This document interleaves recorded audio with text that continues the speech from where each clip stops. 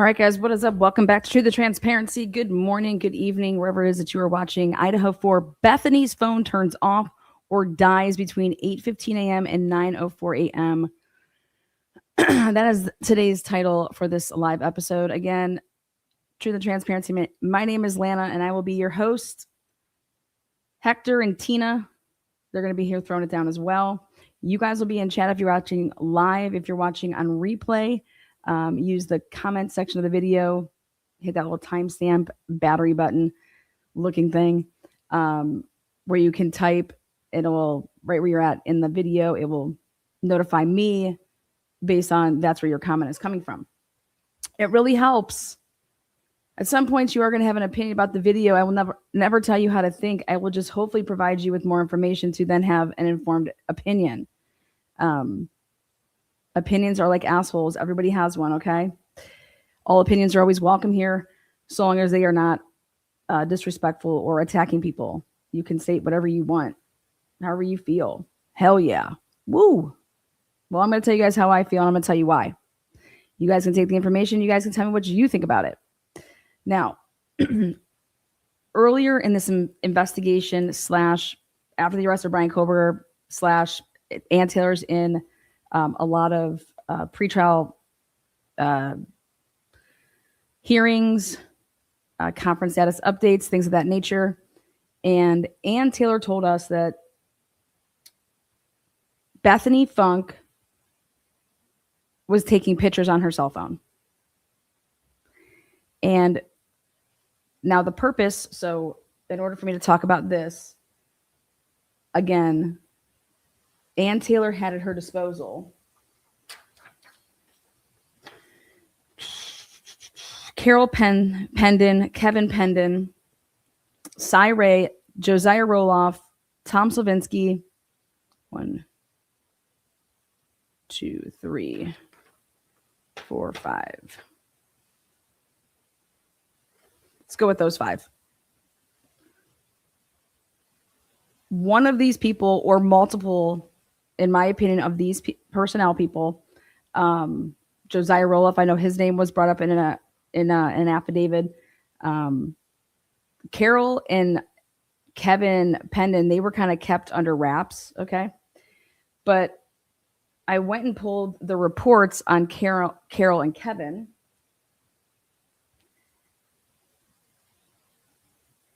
And when I organize shit, that's when I don't know where it's at. Okay, here we go. And I wanted to see what information they were given to do their work. And we come to Bethany Funk's parents' home phone records. Okay. And is because this information was found, and then I believe one of her experts is what you're supposed to do. So like a Carol Pendon or her husband, Kevin, they are going to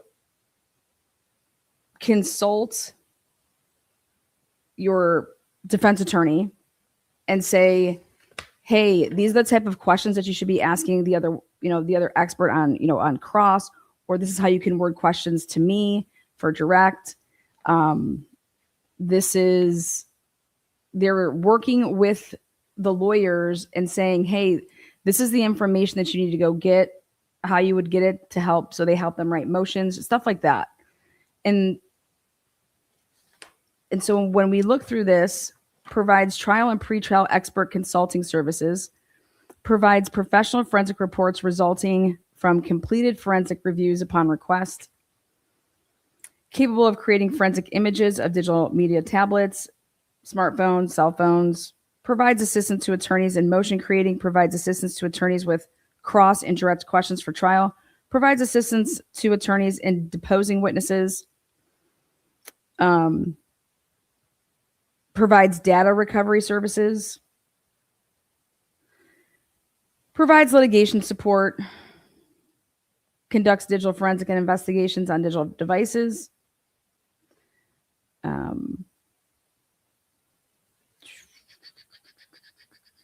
Yeah. So we get to this. And you go and you look at what information. So Kevin Pendon and Carol Pendon. He and she may testify about forensic examinations and tools used by examiners and may testify about third-party digital data. Mr. Pendon may supplement his opinions and scope of testimony if and when the state makes expert disclosures related to 67 electronic devices and third-party warrant returns. Keywords there, third-party warrant returns. Ann Taylor has the power of the subpoena. Ann Taylor can put into the courts to get the phone records of Bethany Funk's parents' house. And that's exactly what they did. How do I know that? Because they got those. The fucking state didn't go and do that shit. Ann Taylor, based upon her expert witness saying, listen, in order to determine some things here, we're going to need a little bit more records. So when this would have come up as it's BF's phone activity. This is not BF's laptop. This is not BF's iPad. This is phone activity. This means this information came from it being downloaded after it was plugged in and downloaded through whatever channels they used as their tools for when Bethany and Dylan were both at the station on November 13th. So it says it right here. So that's the first thing that you want to understand is this is from BF's phone activity.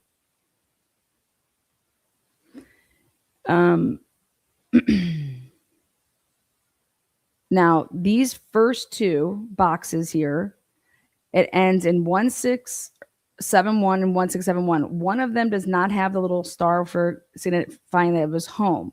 Now, I asked and said, is this because the first call, you have to decide, was this a call that just I call and then after a ring or two, I hang up because I realized that I maybe hit the wrong.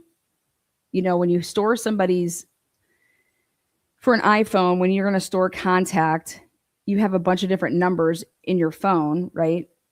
And if you hit maybe the home and you meant to hit like the cell phone, things like that. So was that potentially an accident that she just hung up really quick? But then the next one that she does at 8:01, just like right after the 8 o'clock one, this now is 6 seconds. Now, same thing though. Did she catch that and hang up really quick? And so it really didn't, boom, she hung up. Or for the 6 second one, was there actually somebody that answered? And the only way that you would ever be able to know that is if you go and you get Bethany Funk's parents' phone records. And so that's what Ann did. And so that tells me that she was told to do that.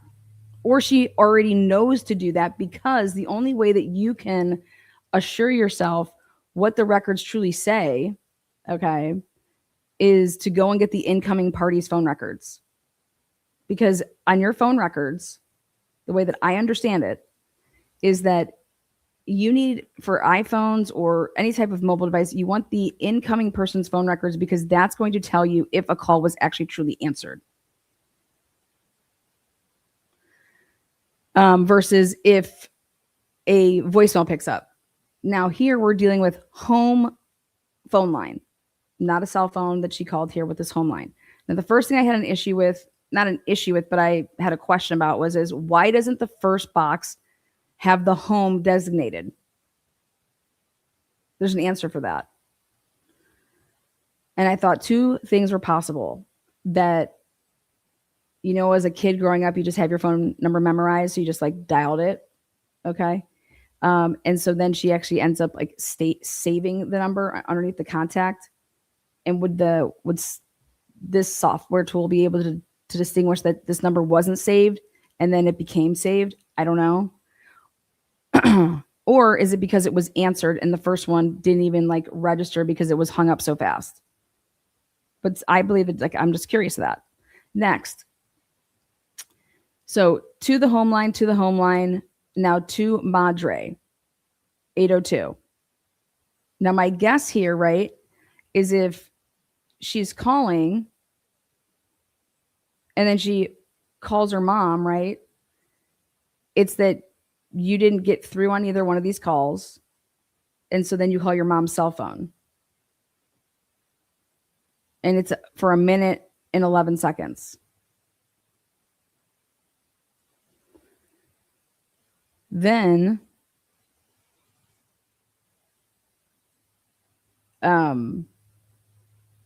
Daddy-O. And her dad calls Bethany. Now, they're in the same time zone, so this would have been like 8 o'clock in the morning. I don't know what type of pattern of behavior these people have. Do they get up early? Do they not? But something that I think would be interesting here is why didn't the mom just hand over her phone and give it to Bethany? And give it to her husband if they're like in bed or something like that, or if they're at the house in the kitchen, waking up, making Folgers coffee. Here, whatever his name is, Bethany's on the phone and hand it to her husband. Unless her dad is not home. Oh, hey, honey, no, he's not here. He already left to go play golf. Whatever. Now, can you play golf in Vegas in November? Sure. But what it would lead, a logical explanation would be that the mom and the dad aren't together. And so therefore, but hang on. And so therefore the mom, right, said, hey, your dad's not home or whatever. But then you realize, nope, that can't be it because it's from her dad. So this is to her mom from her dad. So then I said, maybe Ann Taylor wanted to see if a phone was used, because how would her dad, if her dad's not home, know to call Bethany? There would have to be a call. And then why wouldn't just Bethany call her dad? Her dad calls 6 minutes later. So then I start thinking, and I'm like, no, actually the most reasonable thing here is that she did hand over the phone. There was some communication, and then her dad had to call her back. Because how would her dad know to call her? And why would her dad wait 6 minutes to call? What's her dad doing? Oh, hey, honey. Yeah, your dad's in the shower. I'll have him call you when he gets out of the shower. He could be taking a shower. And so then, he calls. But the number one thing I'm explaining this all to you is that Ann Taylor went and got the home landline records of Bethany Funk. Now, moving on. The next thing that Ann Taylor wants to show us is that we have images, and the capture time 8:41, 8:41, 8:42, and then this is an IMG, and then it says 2,390, and then 91, 92, and these are saved as JPEG files. So Ann Taylor comes out and says that this is Bethany taking her phone and taking pictures. Okay. So, ready. I then hit up, sometimes I don't even have to hit people up anymore. They just happen to catch a little clip and they're like, Lana, either you're wrong and let me tell you why, or Lana, you know what?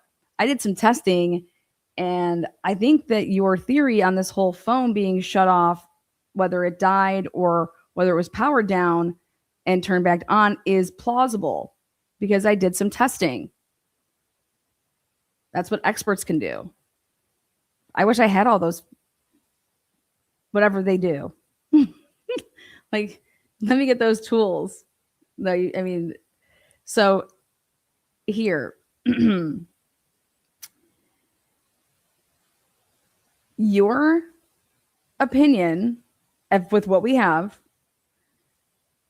that that Bethany's phone was off, is plausible. Now let me show you why. That 8444 timestamp comes from the network when it is sent. So here, 841, though, 841, 842. See that time? Now when you go to the next one and it says here, and we have Bethany this is a conversation, but these are attachments. And it says from mom to Bethany. From mom to Bethany. And there's these 3 IMG 2390 JPEG. And I'm like, okay, well, what time was this at? I'm like, this was sent at 8:44. And it's not delivered to Bethany until 9:04. And it's read at the same time. And so I'm like, how could this be? Right? How can it be delivered to Bethany at 9:04, but it was sent from her mom's phone at 8:44? Well, I said, well, because I believe that her phone was not on. I believe that the mom goes to send her these 3 images. Just, you know, you can go and text somebody. You don't even have to say anything. You can just send 3 pictures or, 1 picture, and sends them to Bethany at 8:44, right? Bethany does, and so it's waiting to actually deliver it because Bethany's phone is off at the time. And then when Bethany's phone comes back, when she turns it back on at 9:04 and however many seconds it is here, then what happens? Boom, delivery. Then this is getting pushed through. When your phone's off and you turn it on and you go to your messages and you see like you have a bunch of text messages that are coming in. This is the same time zone. Don't even talk about time zones. This has nothing to do with time zones. They are in the same time zone. I've gone over this already. Okay. Reno, Nevada is the same time zone as Moscow, Idaho. Period. Move on. So I'm explaining this to you guys. At 8:44 in 19 seconds now, so you're sending something to Bethany, 8:44. Then look at this though. The way that Ann Taylor is trying to explain this is that at 8:41, 8:41, and 8:42, that little old Bethany here is taking photos. And guess what? That's not accurate. That's not accurate. But I'm over here saying, well, why would Ann Taylor think this? Who is possibly telling her this? Why would she think this? Or is she trying to be creative to say, hey, look, we can make records look how we want to? But the 8:44 timestamp comes from the network when it is sent. And I was like, yeah, just like I said. So that 8:44 is Bethany's mom sending these 3 attachments.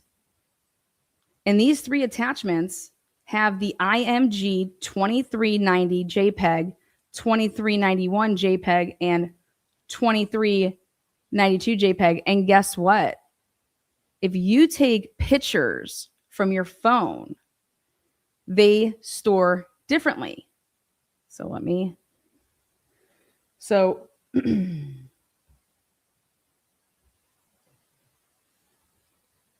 The captured time of the 3 IMG files on Bethany's phone are likely from the IMG files in the SMS attachment folder on Bethany's phone from when Bethany's phone received them from mom.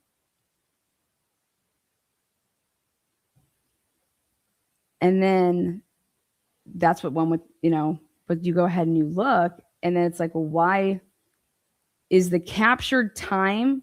Is that the metadata behind when Bethany's mom actually took the screenshot? Because think about this. Has anyone ever sent you a picture, right? And they send you it via text, and then you go to download it, and you're thinking, oh, it's going to be right there in my first next. If I open up my on my camera roll, and I'm like, wait a second, where's that picture I just downloaded? You realize, I have to scroll back all the way to whenever that fucking person took that picture, because that's where it actually falls in my roll.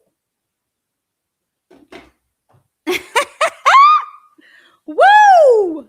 Let's do some shots this morning. Good morning and welcome to Truth and Transparency. So, now there's more to it then. Because I'm over here saying that I want to know why Ann Taylor would even be saying this. Because she's working with good ass people, right? Good ass people. The captured time is retained in the EXIF internal metadata, and that's why Cellbrite is still displaying the capture time on Bethany's phone. Now, I'm over here saying, but wait a second. I thought that Bethany's phone was never,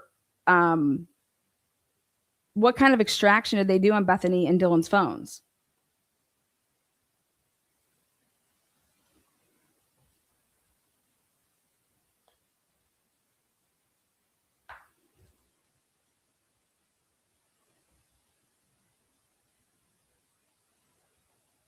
So we'll get to that. So then I'm thinking to myself, okay, so her mom takes these photos, and then waits 2 minutes to send them to Bethany, that's why it's sent at 8:44, which is after the 8:41, 8:42. But here, Bethany, little girl, Bethany, they don't get delivered to her cell phone until 9:04. And that means,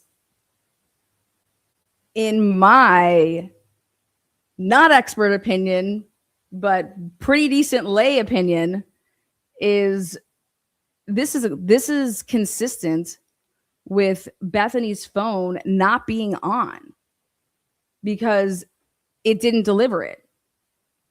And then at the same time, at 9:04 and 36 seconds, 9:04 and 36 seconds, the delivered in red happens at the same time. And that would be when Bethany's phone comes back on, and everything that was kind of like waiting there in your, like, I just call it like it's all queued up to, like, when this comes back on, you're going to get flooded. Okay. And that's exactly what I believe happened. So that means that Bethany Funk, and there's a way to do this because they have pocket state. They have, hey, why aren't we looking at her powering down, powering on, all this shit? Like, did the phone just die? What was the battery at? Okay. But this means between 8:11, or I'm sorry, like I'm saying 8:11, 8:15, because she clearly had a conversation with her dad. And if you go back up here, she clearly had a conversation with her mom for 1 minute and 11 seconds. And that goes to, like, 8:03 and some change.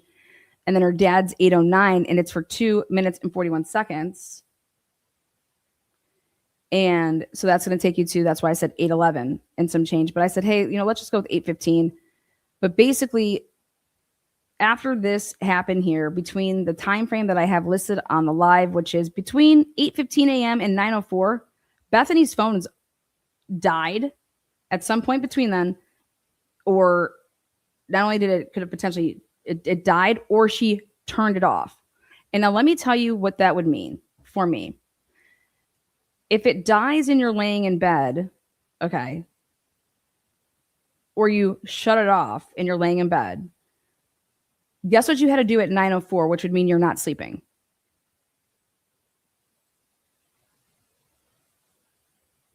Turn the phone back on. Now, manually, because let me tell you, if the phone was to die, and you don't know it because like you're laying there and then you like it happens all the time. I leave my phone on the nightstand. I go to sleep. At some point, my phone died. I don't know when because when I wake up in the morning, my phone's dead. And so therefore, what do I have to do? I have to go plug my phone in. And then when I plug my phone in, when it's ready to go, the iPhones, they just fire up. Okay. They like, you're waiting, everyone's sitting there. Come on, Apple, that beautiful white Apple light. And you're like, yes, I got some juice. So,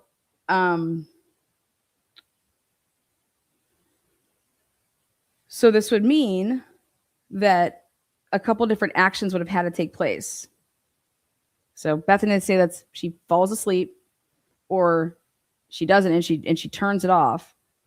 That means it was either then manually turned back on at 9:04, or what's something that's weird is that she just woke up, looked at her phone, saw that it was dead,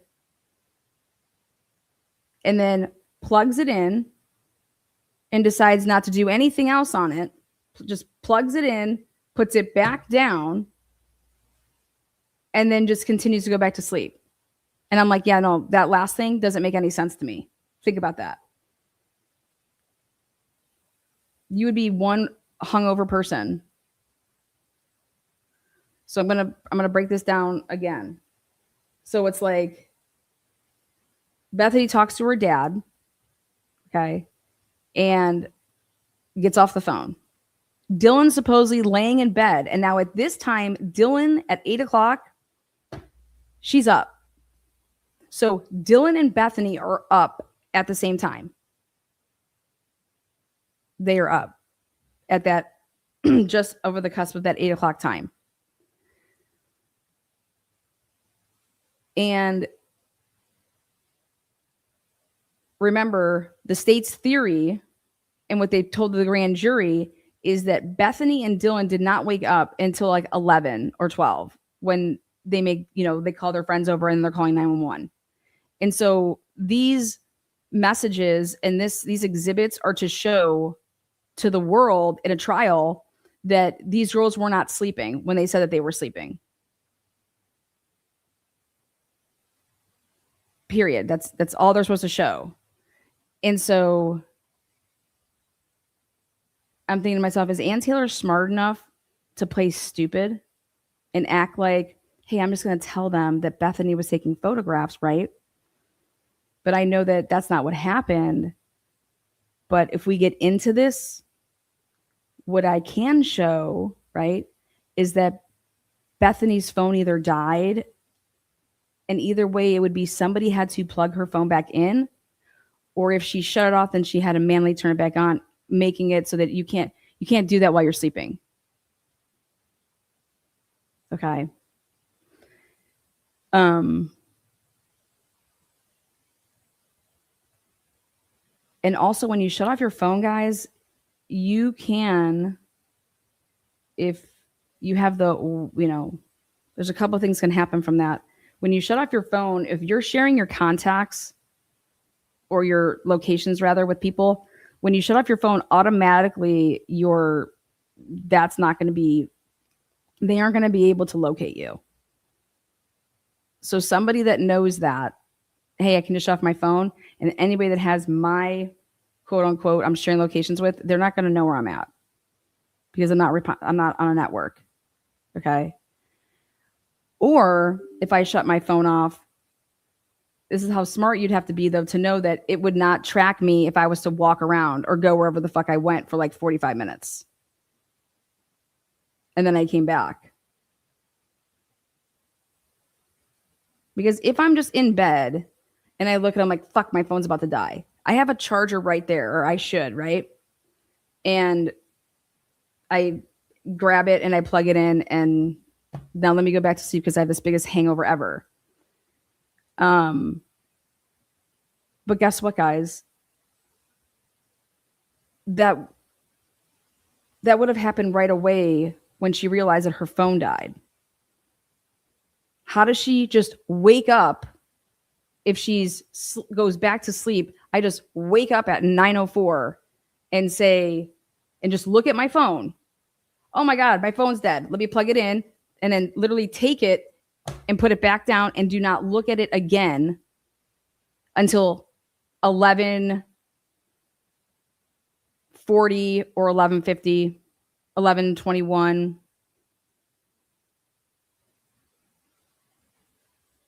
That's just, to me, doesn't, like, everybody, when they're usually waiting for like their phone to come back on, they plug it in and they make sure, first of all, that it's okay, it's plugged in and it's actually charging. Okay. And then everybody just seems like it's, hey, I'll just wait to make sure that it comes on and then I'll be good. And then kind of what happens is that, okay, then you flick up and you'll enter into your phone, and then you may like check what you were last doing when it was about to die and then died. So my point is, if she just went to sleep and slept all the way through, she would not know that her phone needed to be plugged in at 9:04 because she's sleeping. And so all this shows is that she wasn't sleeping. She either shut off her phone or turned on her phone, or she either shut off her phone or it died, but then she also had to turn it back on by plugging it in. And then look at those pictures, like I've been saying. Where was Dylan's charger? Dylan and Bethany do not enter back into that house after the police arrive.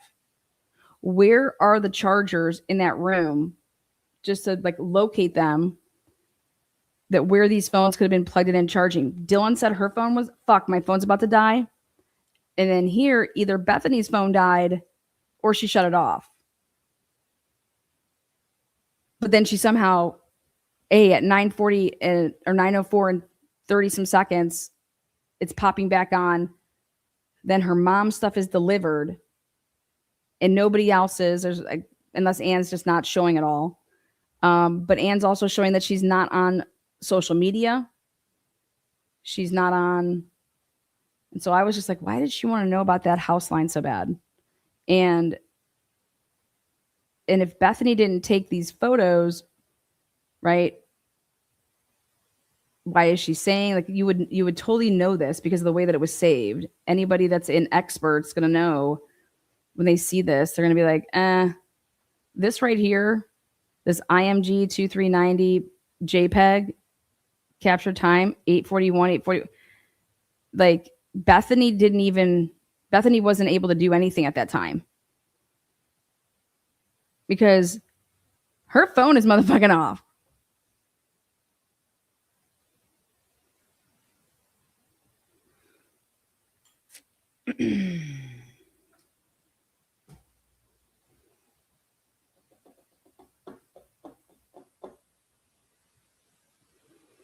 So, want to point something out now. All right. So we go to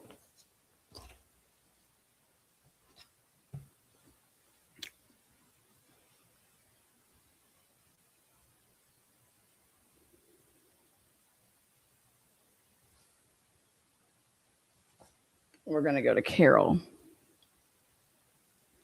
Remember, Bethany didn't have a car there. We're going to go to Carol. Carol. Oh, and let's just be real about all of this shit. Ready? Let's just be so real.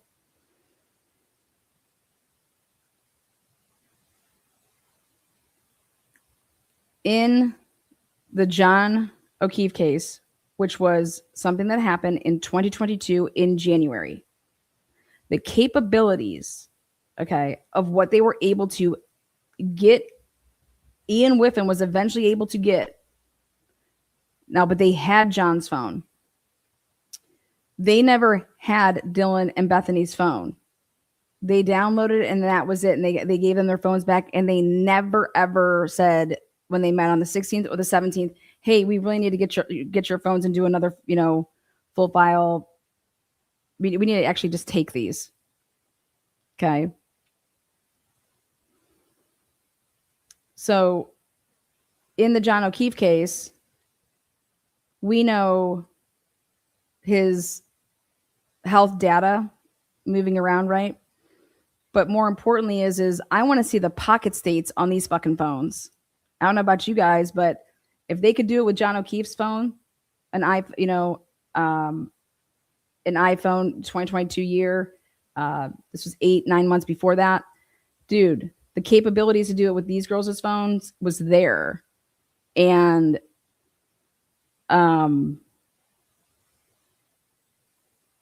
so we'll come back to that. But here in this report, Carol is married to Kevin, and Ann hired them. And just so you know, I don't have Carol's report yet, like how we have like Cyray's and Tom's. I would love, because Carol's is the report that we need, because it is anticipated that Miss Pennon may testify in the following areas. Remember, she's a digital forensic specialist expert to testify for the defense, and an expert regarding mobile and digital forensics. Her testimony opinions will be based on her experiences, education, all this stuff, blah, blah, blah, blah. But what did she specifically was going to do? Well, number one is the examination and analysis of the data or lack on the Windows PC and laptop belonging to the defendant.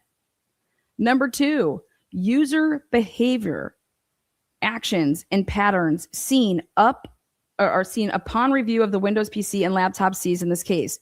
And now look at that. It says Windows PC and laptops, plural, seized in this case.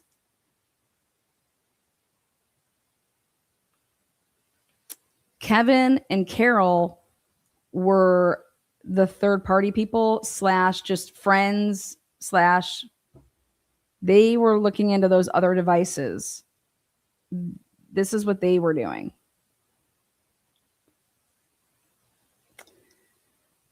The use of VPNs, browser apps, and software programs on the devices seized in this case. Not just the defendants. Number four is the use, activity, movement, and habits on Brian Kober's laptop, computer, desktop computer, and mobile devices, plural.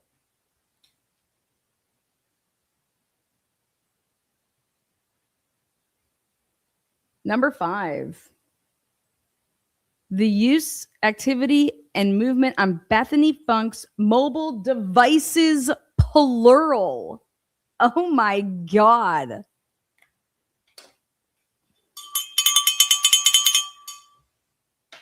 Mobile devices, plural. What? Huh. And you could think it's a typo, but it's not. You want to know how I know? Because of the next couple sentences. And mobile devices is separated from the iPad. So that's not including the iPad. And social media activity. But look at where there's no laptop or computer. You guys, you cannot be in college without one of those two things, and without Word, Excel. I mean, how are you excelling and being able to be a 4-point student in college without your own personal laptop or computer? And that's why I believe that it needs to be looked into if Bethany Funk still had a room at the sorority house. Did she pay for both? Did she have her room there at the sorority house? And did she have a room here at this house? Because that her laptop and or computer, where the fuck is it?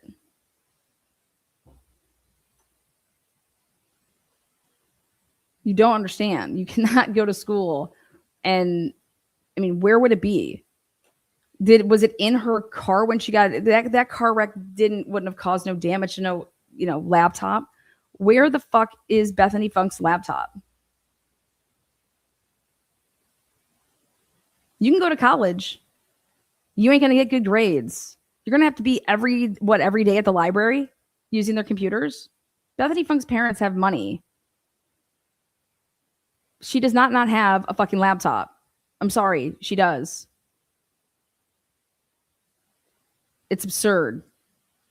And I believe that her phone would actually prove it if she was plugging it in. What device was she plugging in to like sync your devices and shit like that? To store your pictures if you want to take them off and then move them to like a computer, all that type of stuff. You're plugging them in. Where is Bethany's laptop? How would it not be in her room? How would it not be in that house? Well, I think it was, or it was at, like I said, the sorority house because she had a room there.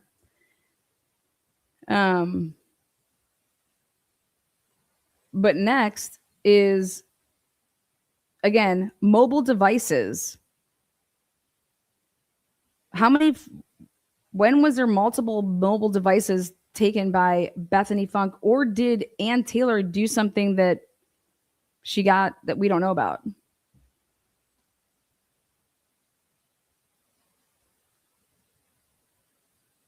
No subpoena power would be in court records.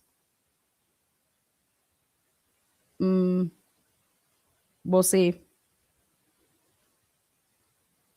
Not necessarily.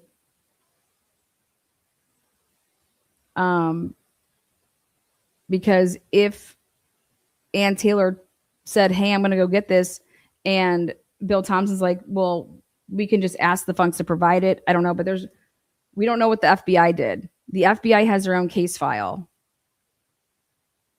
We have no idea what the FBI did. Maybe the FBI did do that, and that's how Ann Taylor got it. We have like 1/100th of the case file. Promise you that.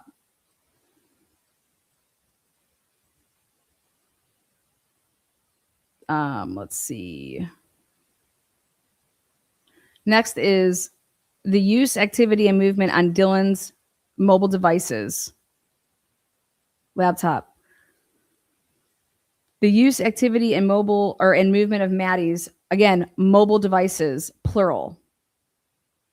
The use, activity, and movement on Xana's mobile devices, plural. We know about hers because there was something in her car. The use, activity, and movement on Keely's mobile devices, laptops, plural. You see how good she's about Madison Mogan, laptops, plural. Laptop for Dylan, laptop for Xana. So these aren't like typos about like, she's very specific on. Now we get to number 10. And all of these girls all have mobile devices and they are plural. And then we get to number 10 and it is Ethan Chapin. Again, no laptop, no computer, but mobile device, not plural. So Bethany and Ethan, no computers, no laptops. One of them's a 4.0 student and one of them got kicked out for their grades of the frat. And he had a place in another different apartment. But let me also tell you something. If he's never there, and these people should be asking, hey, would Ethan come here to do schoolwork? Did you guys have study tables here at Sigma Chi where he was trying to like get back in good graces? So he would do like and perform study tables there. Did he leave his laptop here? Like when you saw him doing schoolwork, what was he doing it on? You're not going to school without a laptop in 2022. I'm sorry. It's just laughable. And for nobody to ask or like be like, where the fuck are these laptops? If you're not truly asking yourself that, then you are that's a choice and that's perfectly fine, but that's a really bad choice. Because the simple question is I'm not saying what's on it. I'm just simply saying, where is it? It should just be there, whether it's at his apartment, whether it's at their house, whether it's at the Sigma Chi house, but it would be definitely something that as a detective in this case, that you are tracking down and hunting down over the course of those 6 to 7 weeks. Victimology. You claim to not know who did this. You claim to not know and have any leads, because we're going to get into it, because we're going to get into what Dollinger just put a affidavit in, and it's ridiculous. But hey, we can spin it based off what you wrote. He's a moron for writing it. So this disclosure is provided with the limited disclosure of expert opinions by the state related to 67 electronic devices and third-party warrant returns. third-party warrant returns. And may be updated with opinions if the state produces additional information or discovery. Further, Ms. Pendon may testify about findings, impressions, and or conclusions drawn from the work of other experts who previously examined or handled the evidence in question.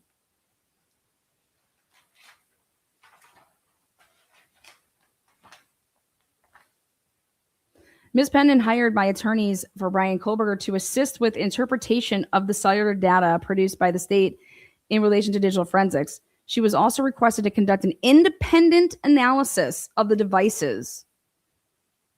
Again, in like the Richard Allen case, there was no report ever made by Richard Allen's expert, who they just hired, I think, maybe 2 months before trial started, which is absurd. These people were hired years before trial.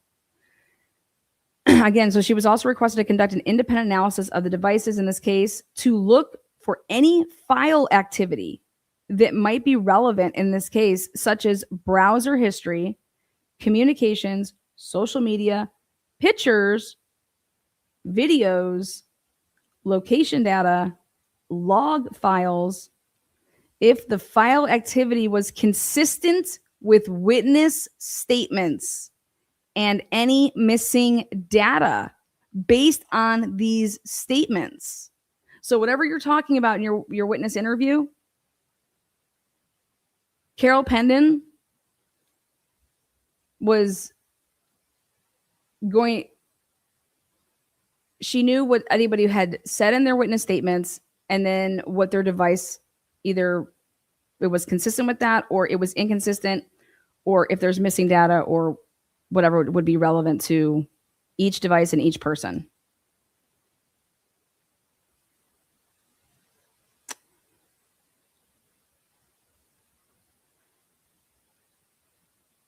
Woo!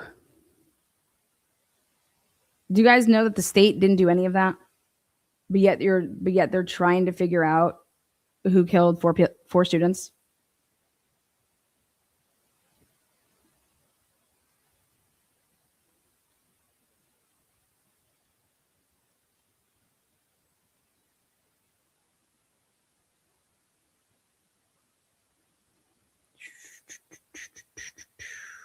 Ms. Pendon may testify to the following. The eraser file on Brian Kohlberger's laptop, the Acer laptop, was not used as suggested in the state's expert disclosure. I mean, that should just be blasted everywhere.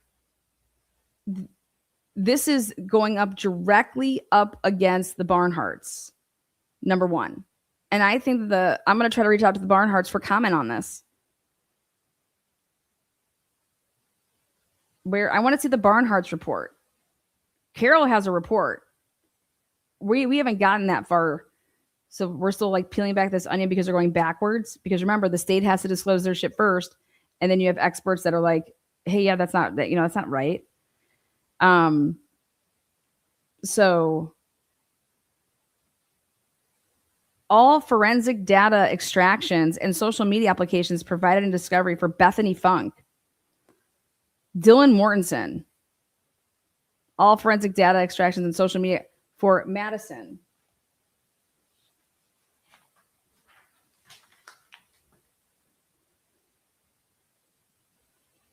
for Xana, for Kaylee, and for Ethan.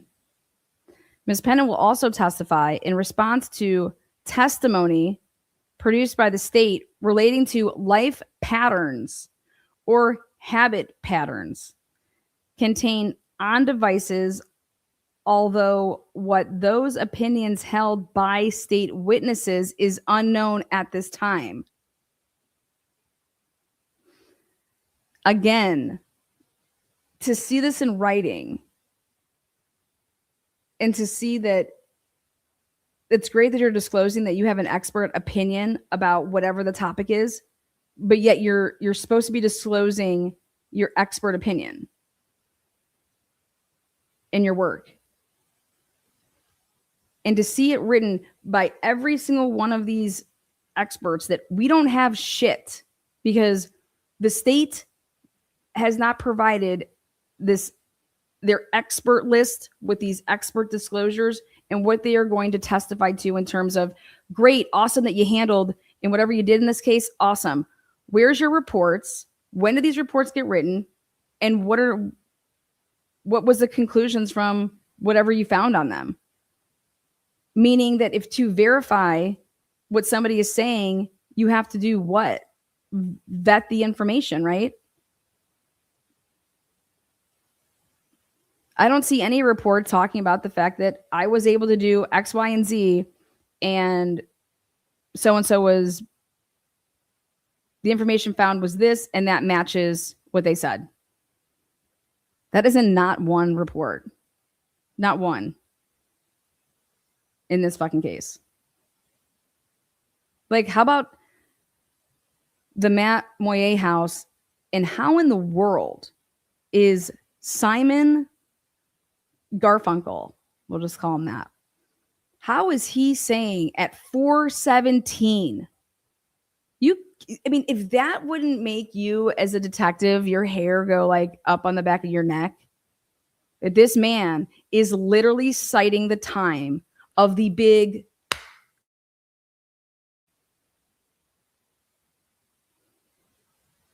how did this kid know that at 417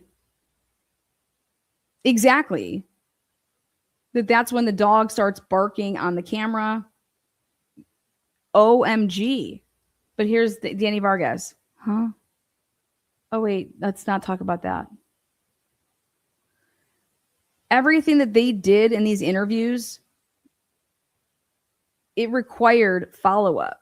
There was no follow-up. Whatever they did, and then wait till we get to, I just can't even.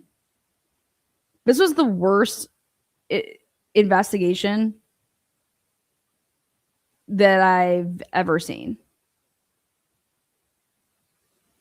They are not eliminating anything. They are at the information gathering stage. They are simply gathering information. Right here, the opinions of Detective Mowry and Agent Tanzola are unknown. And when, if disclosed, I will supplement my report to address their expert opinions.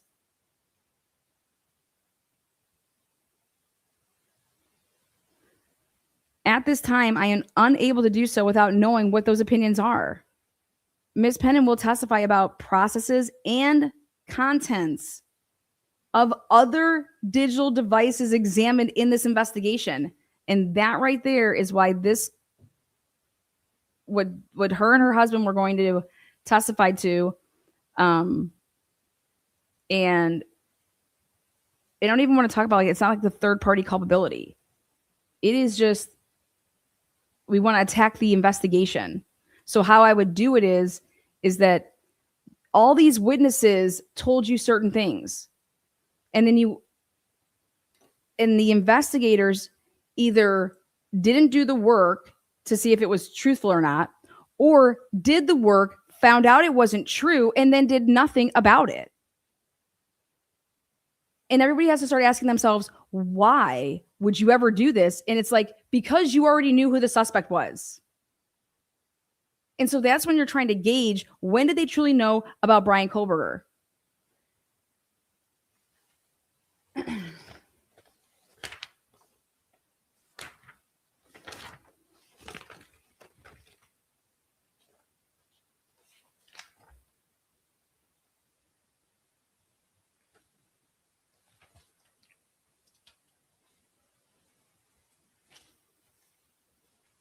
Kevin was going to get more specific into not only did the defendant's Acer laptop not operate how the expert disclosure is saying, but number two, the use of VPNs are used for a variety of reasons.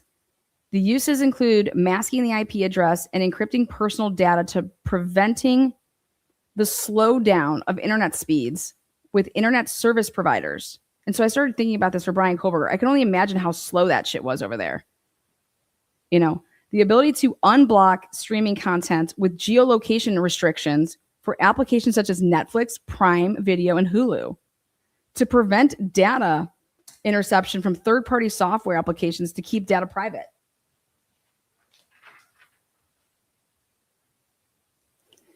The use of incognito browsers to keep user activity private and to protect personal information. The Google Maps cache file stores portions of map data, such as tiles of locations, searches, search suggestions, reviews, and recent directions.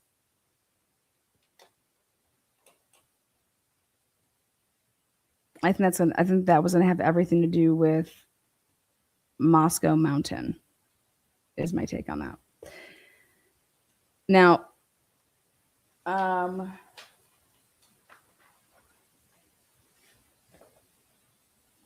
we are going to blow your minds.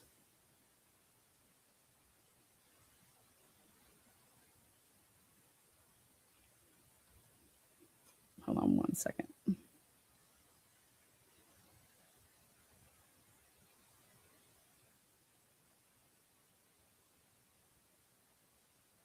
Oh, shit. Oh, my gosh. These bastards.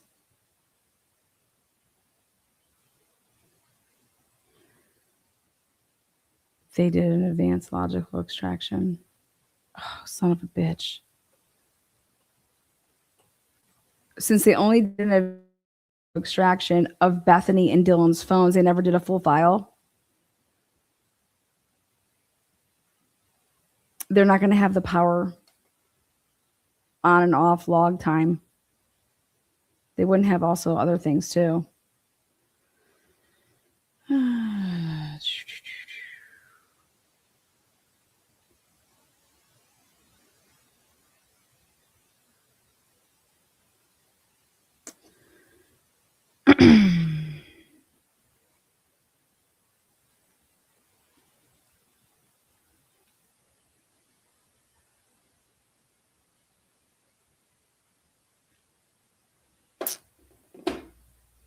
Okay, hang on.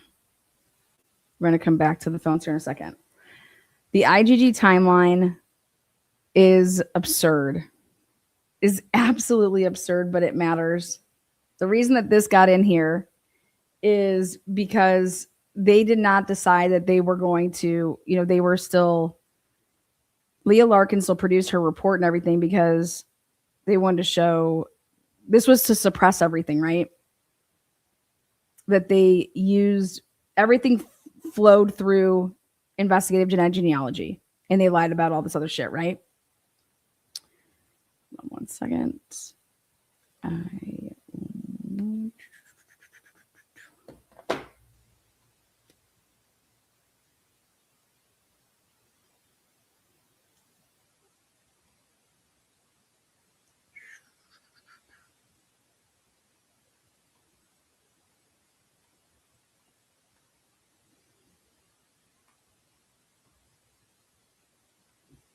Thank you. Okay. That's better for me. I'm not going to let people that aren't members here derail the chat. Like, we don't need that at fucking 10 o'clock in the morning. So it's on a 30-second delay for people that aren't members. Cheers. Whoa. Okay. Leah Larkin came on board July 27th, 2023. That is way later than I had anticipated this report to say. I had anticipated this report to say, and that's just also proving to me when they released the Blaker. When did the defense get the Blaker report that says that he goes to that he goes to Texas? I want to know when that was provided to the defense.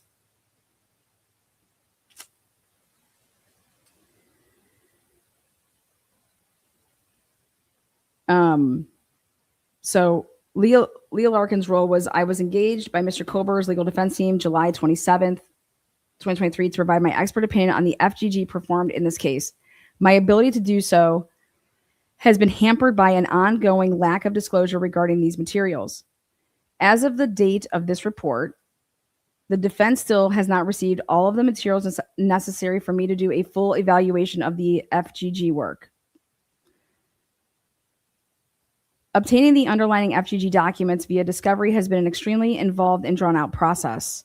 While some of the requested documents have been produced, many others either have not been provided at all, or the defense has been prohibited by the court order from using them to full effect.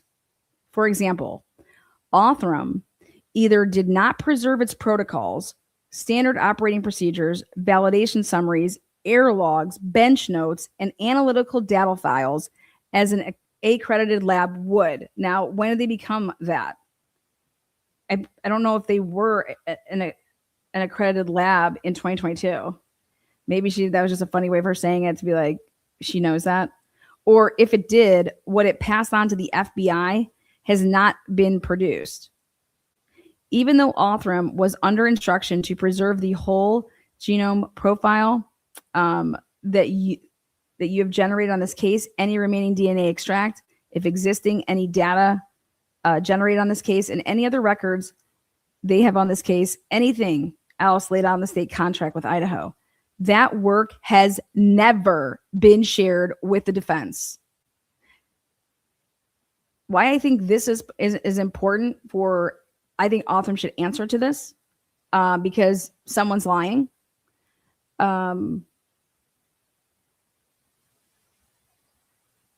Remember, Middleman was set as a witness to testify in that part of that suppression hearing. 2, the FBI did not preserve its work in a way that allows me to evaluate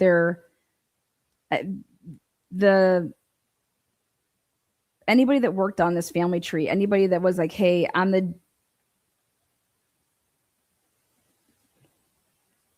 lab worker here. Here's my wet work. Here's just who worked on it. They don't even fucking know to this day. They just know that it was the LA/Orange County people. Typically, a genealogist builds a research tree using, and this is what I was asking Gabriela Vargas about, and she's like, yes, and went out to Cali, and you're not working on a case and you just don't have any, you save, you're taking so many hella screenshots, you're building up to make all this, and yes, you have notes, yeah, like you're going in certain databases to find like birth certificates, shit like that. Like, you're not just fucking doing this off of your memory. And so I got to see all that, and I was like, yeah, this is pretty crazy. So here, to think that you don't have anything, so you're building a research tree using your software. The contents of that tree can be exported as a GEDCOM file. In addition, genetic genealogists typically download and store a list of the DNA matches from each matching database for preservation and for use offline. These files include the name or alias of each of the DNA matches, an email address, the amount of the DNA that was shared, the size of the longest shared DNA segment, and other information. If the FBI preserved these standard items, it did not disclose them to the defense. The prosecution produced 2 SNP profiles. This is wild. One labeled Othram profile and one labeled FBI SNP profile. These profiles are simple text files that can be opened in any text editor. A complete set of the underlying data for these 2 profiles has never been produced in this case. In fact, the defense has not been provided with protocols and procedures explaining what type of analysis was done to generate either data file. Othram advertises, quote unquote, forensic grade genome sequencing, but based on the size of their data file, they may have done a microarray. What? Rather than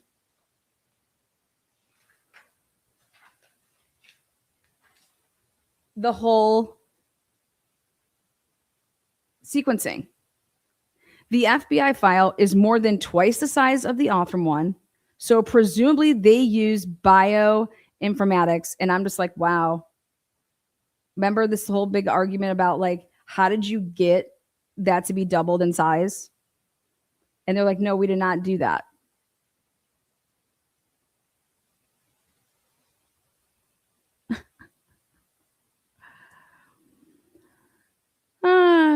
Without access to the original data, the defense cannot adequately evaluate the scientific work. The court order specifically prohibited the defense from contacting anyone named in the family tree. But you could also go to them in motion and say why you need to contact certain people. Thus, I could not corroborate with those individuals whether the family relationships in the tree were biologically accurate, whether they had consented to forensic matching, or whether they were found in approved databases under the Department of Justice policy. Number 5, on August 26, 2024, in response to the order on defendant's 4th and 5th motion to compel discovery, specifically the name of each database where each match was found, the FBI admitted that they used MyHeritage as well as the layperson portal at GEDmatch. MyHeritage is all the Israelis. That's an Israeli company. And it has the biggest pool.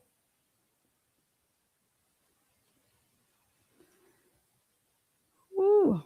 Both of these services explicitly exclude law enforcement. The FBI did not specify which matches were found using these prohibited databases, nor did they provide other information requested that would help me assess the reliability of those matches in focusing the investigation on Mr. Kohlberger. The FBI violated the Department of Justice policy. In March of 2024, I reviewed discovery materials that had been provided to me. Based on that review, I was reasonably certain that the FBI had searched databases they were forbidden to go and use. This was later confirmed to be true by the FBI because they fucking admitted it. So anybody out there that's covering this case in mainstream media land, okay, the FBI has admitted it.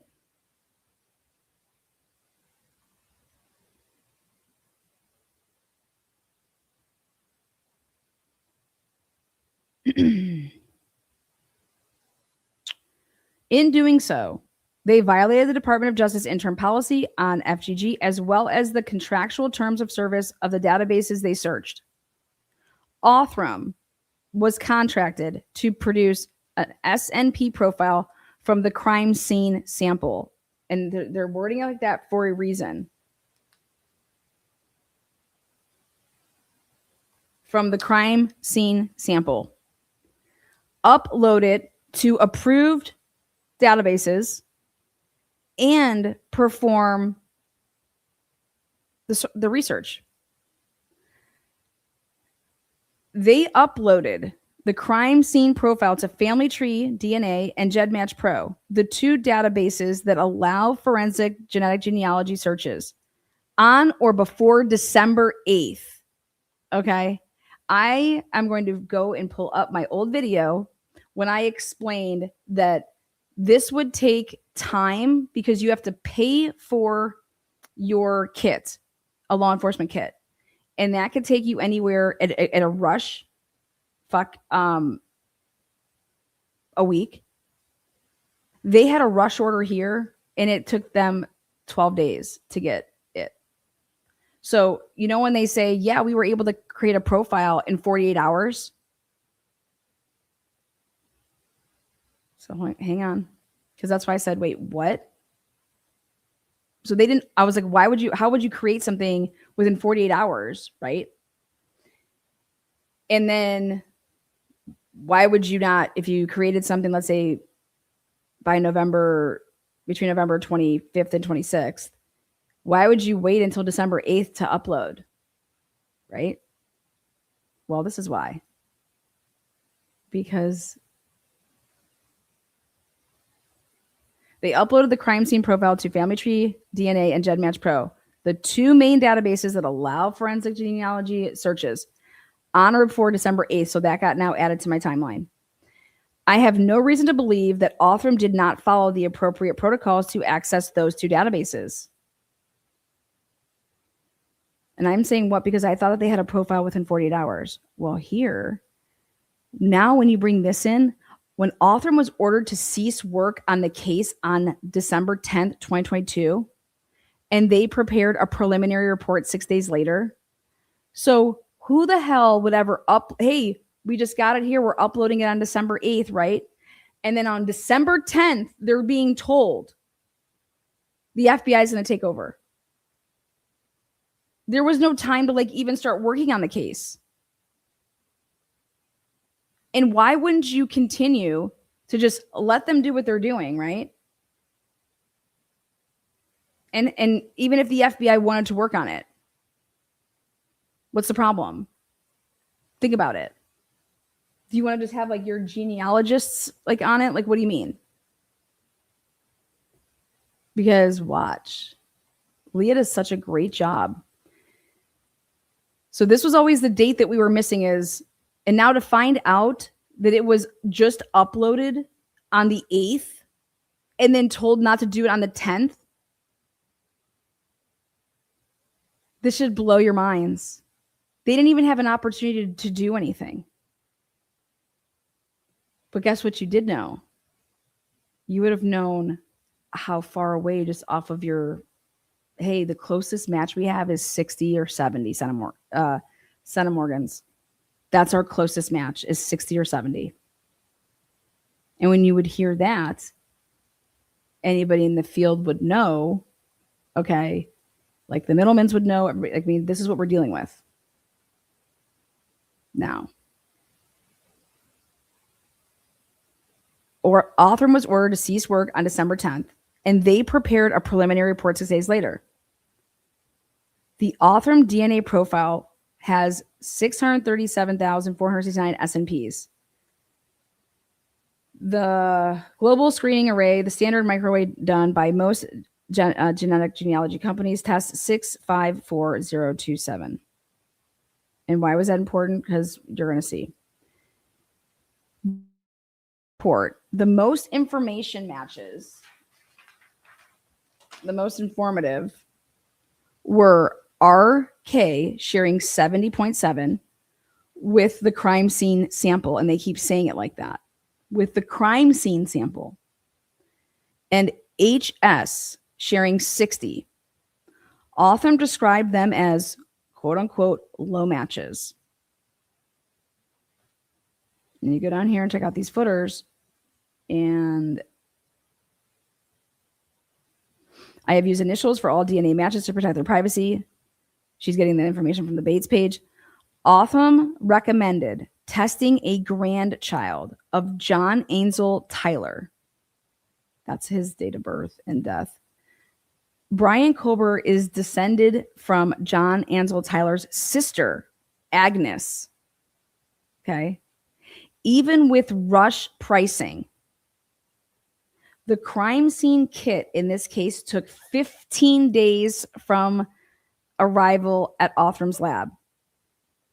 11/22 Bates is when, like, here you go, we got it to you, to being available in a database 12/7. And so what that tells me is that's a rush pricing order on a very, very important case, because you still have to go through all the, hey, sorry, this is how you have to do it. You have to pay for your kit. There's a transaction for that. There's paper trail for everything. Now, contacting the Tyler Burke descendants and getting consent for testing would have added to the turnaround time, so we can safely assume that it would have taken weeks or months. So when they were saying like they were in the wrong family tree, okay, yeah, you're going after the Brian Kober is from the sister, not the brother of the grandfather that you're going great great grandfather out. Okay. Now, RK and HS are third cousins to one another and share a set of two great grandparents, Clark Lewis Tyler and Ellen Burke. The most likely possibilities were that the unknown subject was a decedent from one of the 8 grandchildren of Tyler Burke marriage or from a sibling of either Clark, Tyler, or Ellen Burke. That's what you're looking at. Othram recommended testing a decedent of another Tyler Burke child. That step could have taken weeks or months and would not have led directly to Brian Kohlberger because he is a decedent from a different sibling altogether. And people that are in this world and actually would have read this, they know exactly what this fucking means. But wait, there's more.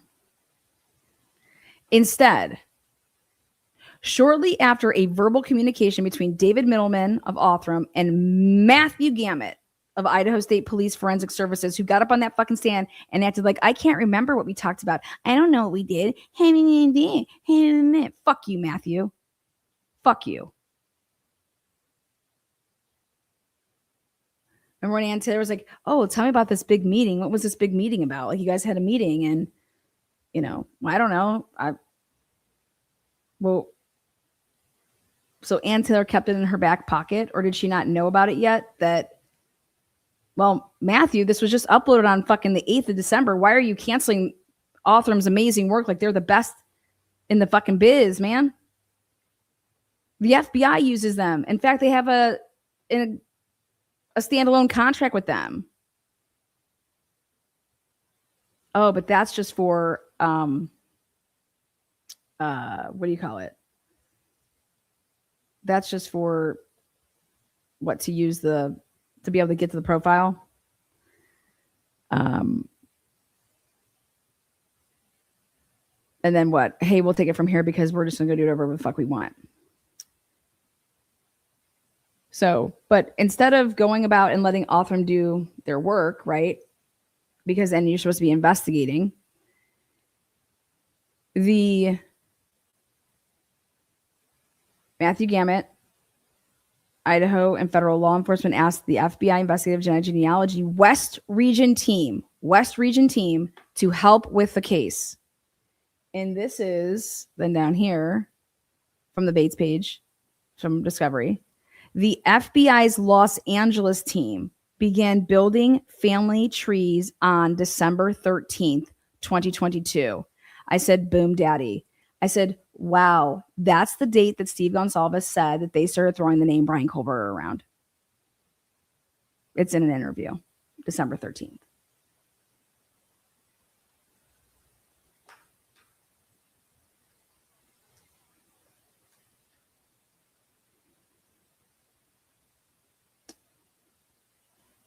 But guess what? This is when they just supposedly just got it and uploaded it. But there's more. So the FBI Los Angeles team began building family trees on December 13th, 2022, and had named Brian Kohlberger as a suspect by December 19th, 2022. In my opinion, the FBI identified Mr. Kohlberger in just 6 days because they violated the Department of Justice policy on FGG, as well as the terms of service for multiple databases, and uploaded a modified DNA profile under a fictitious name. And this is what I had asked Gabrielle Vargas. I said, okay, so what if I was to, spit into a tube and put on the tube the name Bob Smith?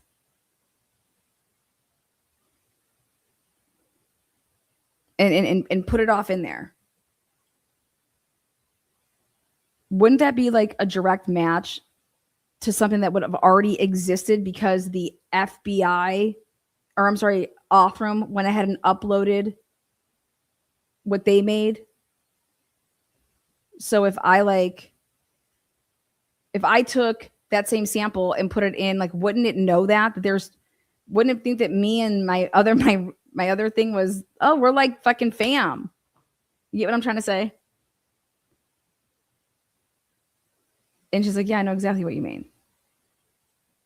And so listen to this.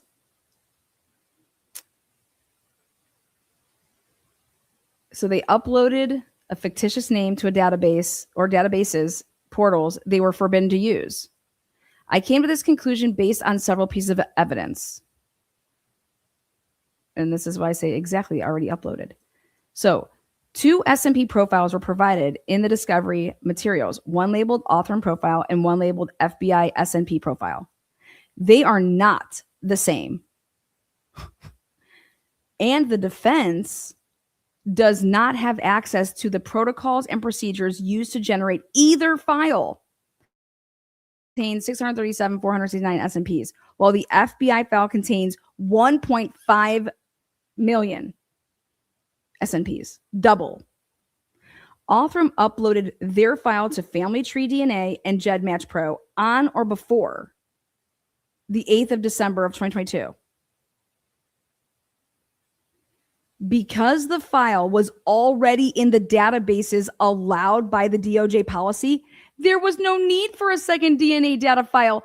Exactly. This is what I fucking said. I said, if you just want different genealogists to take over, then that's all that would have happened. And I said, well, since there is already this file that's uploaded, right? The one that Authrum did the right way, where does that go? Like, can they just like pull it out? Like, and then therefore it wouldn't be able to be viewed as like a match? You know, so I'm thinking about all of this, right? Back in 2023,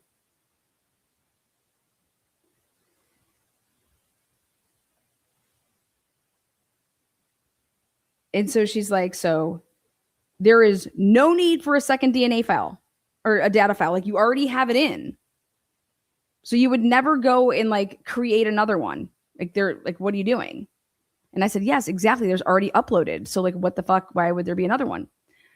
Although there was no need for a second DNA file, the FBI appears to have modified Authram's file using bioinformatics, which more than doubled its size, presumably so that this manipulated file could be uploaded to the same or other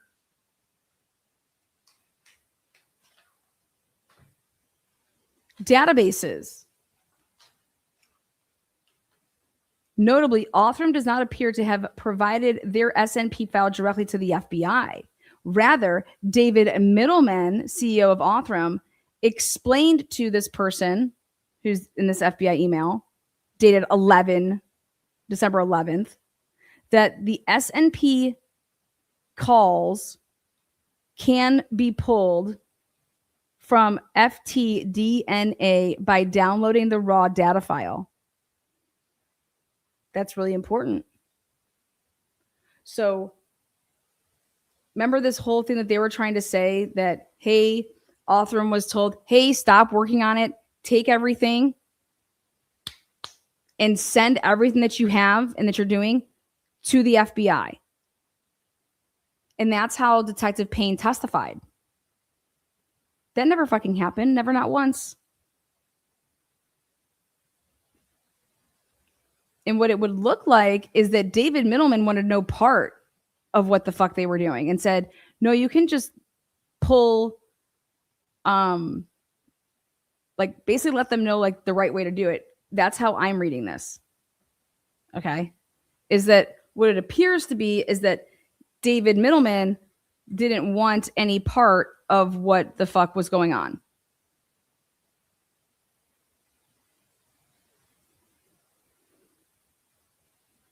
Or that fucking email is all for show. Because, so going back over here, no information was provided to the defense explaining how more than 900,000 S&Ps of data were created. Now, this is what people started going wild about when we got little bits and pieces of shit. An email dated December 14th of 2022. So I added this now to my timeline. Between a redacted sender and recipient shows a match of 91 cm between a GEDmatch user with the alias SC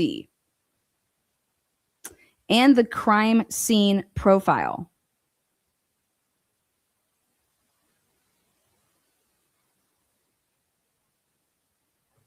An email dated December 14th, between a redacted sender and the recipient shows a match of 91 cms between a GEDmatch user with the, so ready for this?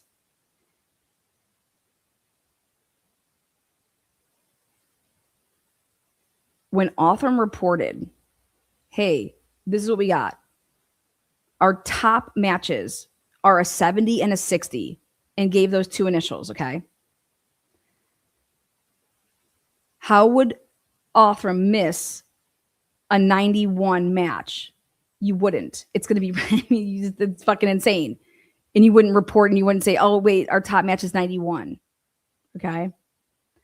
Now, what Leah Larkin is saying here is, because pay attention to now she's saying, if this was a match though, the GEDmatch user with the alias SC and the crime scene profile, the crime scene profile would be what it matched you with Othram doing that work.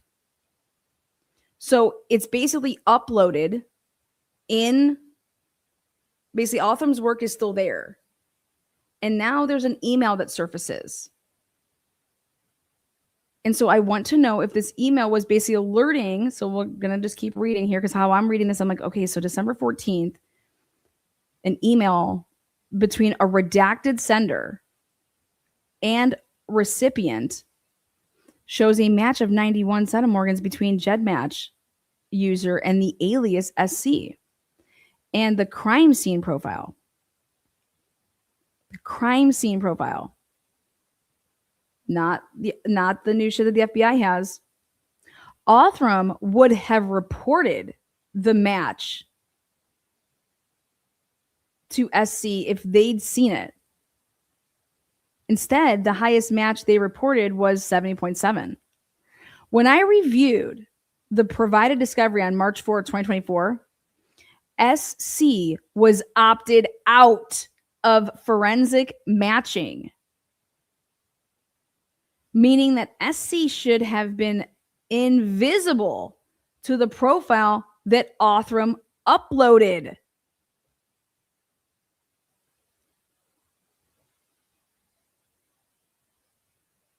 To the profile that Othram uploaded. Again, this suggests that the FBI uploaded their manipulated profile through the layperson portal at GEDmatch.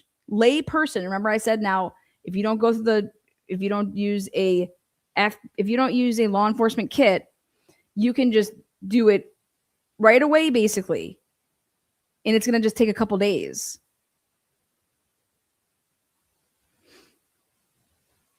And you're going to be in then the layperson portal. Okay. Again, so this SC was opted out of the forensic matching, meaning that SC should have been invisible to the profile that Othram uploaded. Again, this suggests that the FBI uploaded their manipulated profile to the layperson portal at GEDmatch so they could see people who had not consented to forensic matching. This would have violated both the DOJ policy and the terms of service at GEDmatch.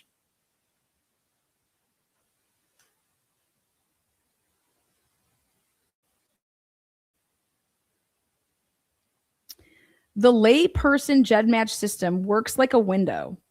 So when you upload it and you're the layperson looking, it's like a window, such that two people, think about when you match on like dating apps, such that two people who match can view one another from either perspective. Person A can see person B in their match list, And they can also see themselves in person B's match list. GEDmatch Pro, however, works like a one-way mirror. Forensic kits can see lay people who have opted in to forensic matching, but the lay people cannot see the forensic kit. So if you upload a forensic kit, it's a one-way mirror. I can just see your matches and you don't even know that I'm on your match list. So that's where it's so secretive. Like, you don't even know when your stuff is being used and if you ever helped in anything. Because if you ever look on these sites, it would never show that a forensic kit that you ever matched with one. So you don't even get to know that you potentially helped solve a crime either. Now, the screenshot, though, in the December 14th, 2022 email, however, is taken from the perspective of SC. What a bunch of fucking idiots! Fucking dead. I love it for them. I fucking love this moment for them. This is how they got fucking caught. Like, how you can prove it. These fucking morons.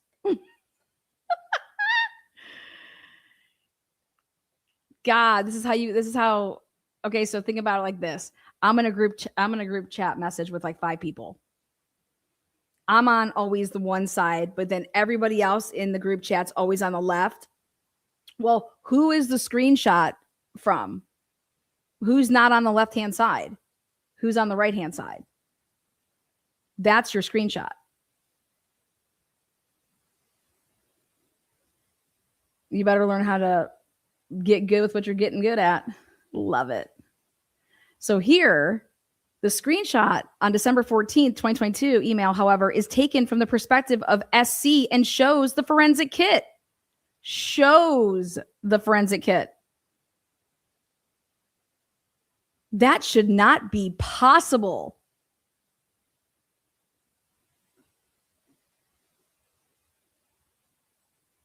How the fuck is that possible?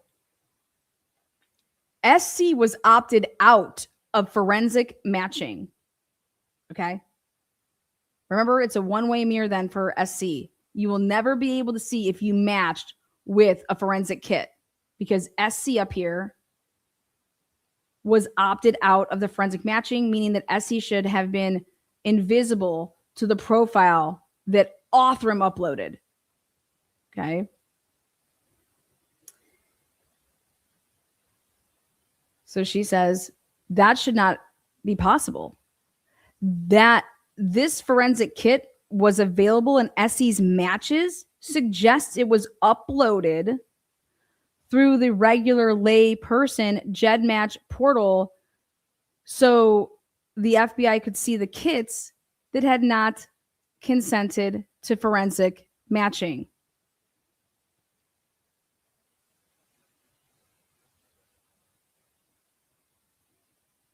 And I'm over here like, well,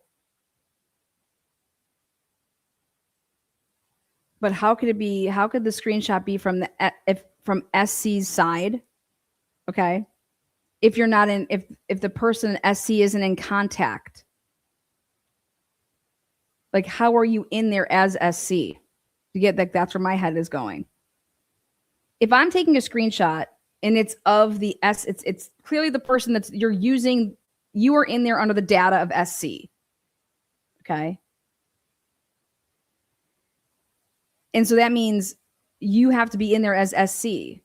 Somebody that is taking that screenshot is looking at their shit because it's from that perspective.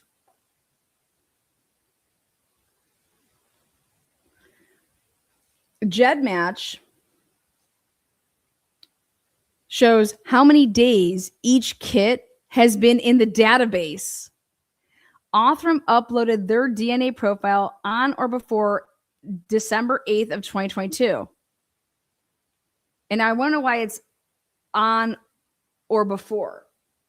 Because if they tell you like, why don't you know the day?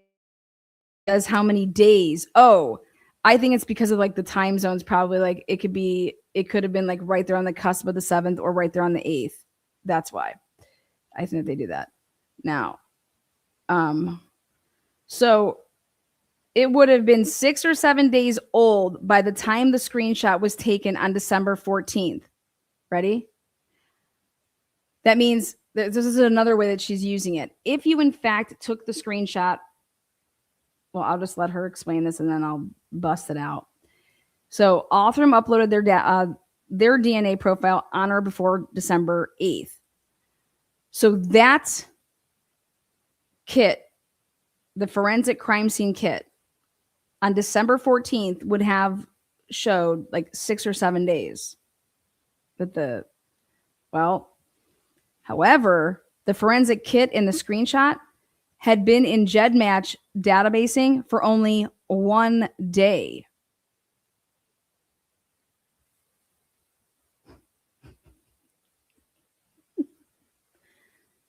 For only 1 day. It does not appear to be the same kit that Othram uploaded.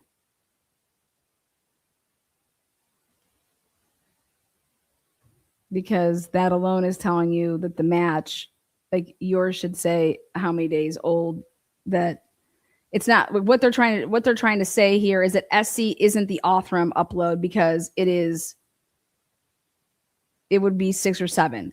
SC is 1 day.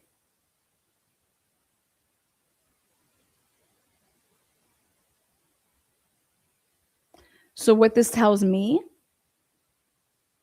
because they never gave them anything, is SC was put into the database.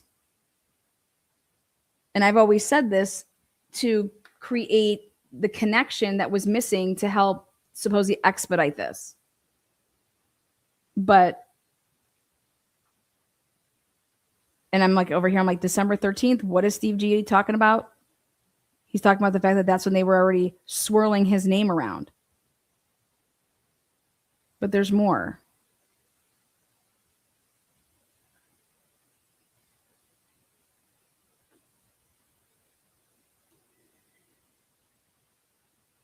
The FBI found 2 key matches that Othram did not find.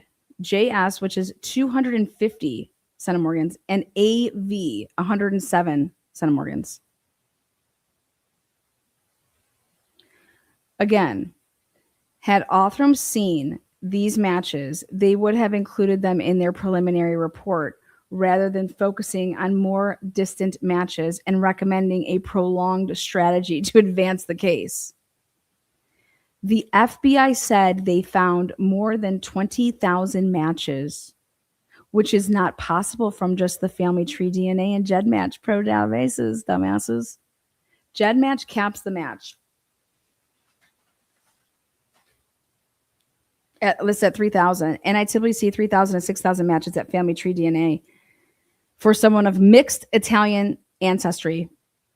That's fewer than 10,000 matches total, whereas the FBI says they found more than 20,000. I suspected they had uploaded their modified file to the Israeli company MyHeritage, which explicitly prohibits forensic searches in their database. This would violate the Department of Justice policy for FGG. You want to know what pisses me off about all this shit? Is that I have to fucking read that this is an Israeli company. That's how she worded it. And it's like, oh my God, here we go. Ultimately, in response to the order on defendant 4th and 5th motions to compel discovery, the FBI admitted to using both MyHeritage and GEDmatch, the layperson version, in direct violation of Department of Justice policy. Whether they also uploaded through the layperson portal at Family Tree DNA is unclear. Now, just when I thought like, okay, fine, this is like, it is what it is, there's more. As noted above, the 2 DNA matches that Othram reported, RK and HS, led to Clark Lewis Tyler.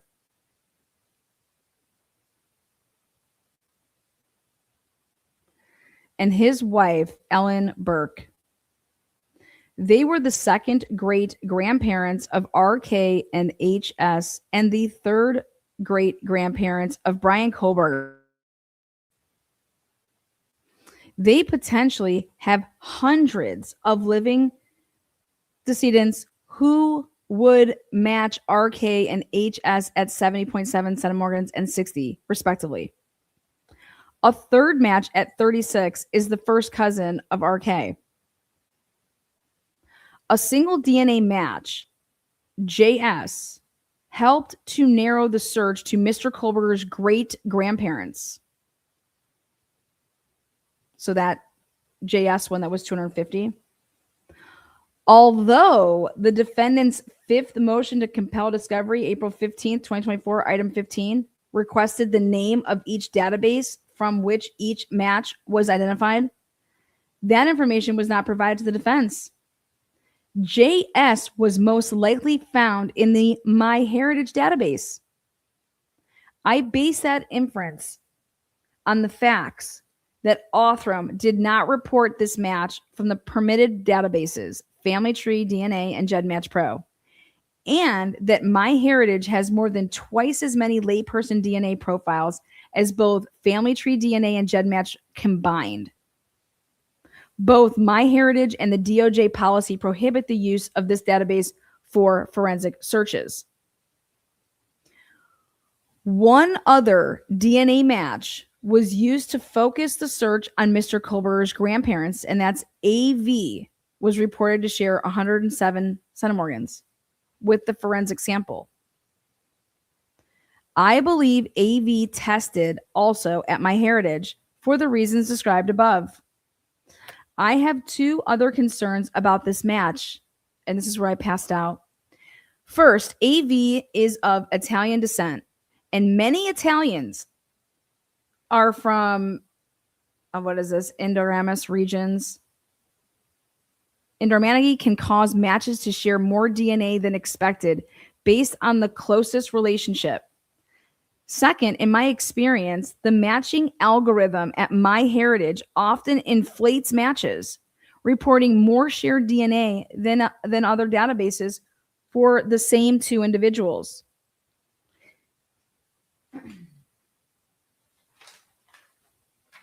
In other words, it is possible that AV shares 107 centimorgans with the forensic sample, not because there is direct relationship, but because they have multiple distant ancestors from the same region in Italy because of MyHeritage's algorithm, or both. And this is just me writing interesting because I'm interested in shit like that. Like, if you truly went about it using IGG, this is what I'm getting at. If you truly went about it using IGG and you just aren't just hiding behind it, because I believe that they're hiding behind it, okay? Because if you truly used it, this is what we're going to get to right now. That there's still a big fucking problem. Ready?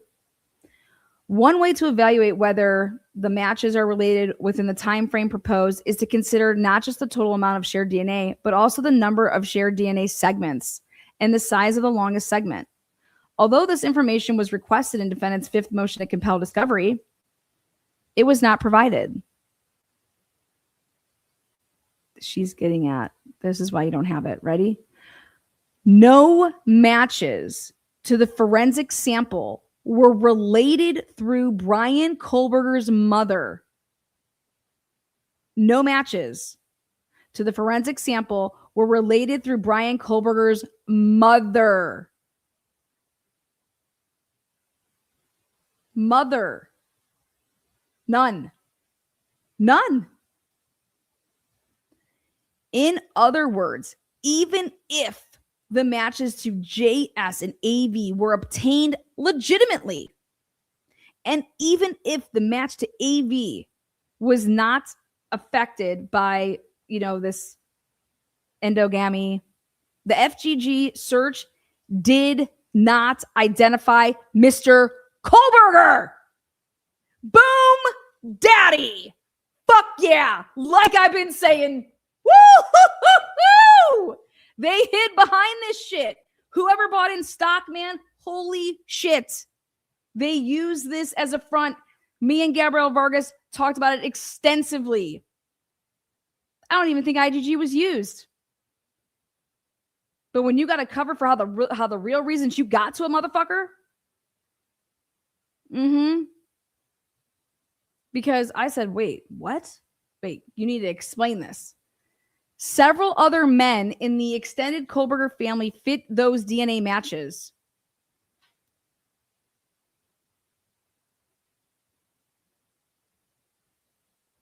When it says right here, the FGG search did not identify Mr. Kohlberger.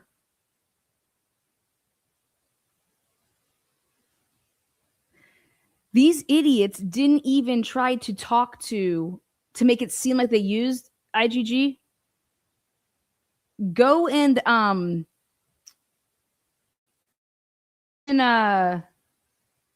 you would have work and research on how you eliminated, hey, it's not any of these people. Hey, you need to look at this kid that's in Pennsylvania. Why? To summarize, FGG is a multidisciplinary process that can involve multiple entities, dozens of analysts, and many opportunities for error or miscommunication. A forensic investigator typically samples the crime scene. The laboratory analyzes microwave or WGS, whole genome sequencing. And those bioinformatics are outsourced to private for-profit companies whose standard operating procedures, protocol software, and error rates are often proprietary. Each DNA database has its own matching and ethnicity algorithms. DNA-based relationship estimations is inherently imprecision. It's just this is not a perfect science. And genetic genealogists have different skill levels. I loved this part. Fuck yes, they do. Fuck yes, they do. And these motherfuckers suck. Idaho blows. Woo, woo, woo, woo. Now, CeCe Moore, thought it was interesting that she's saying, CeCe Moore, a leader in the field, has described FGG as the Wild West because of the lack of accountability, independent oversight, and professional and ethic standards. That was straight from an article, and look at when it was. August 18th, 2023. That was right before the testimony of Gabriel Vargas. For a robust defense, the accused should have complete access to all records and data that should have been preserved from every phase of FGG analysis. Basically, how you would want to oral argue this is, Your Honor, we need to be able to face our accuser. Okay, this is because how they are trying to say that they even got to Brian Kohlberger through IGG didn't happen. They even manufactured that. And the only way that we can do this is to know who these people are that were the genealogists, to see the work that they did, and to ask them questions that they should know about the biggest case in fucking America in 2022 and 2023 and 2024 and 2025. And that this big secret society, what's going on here?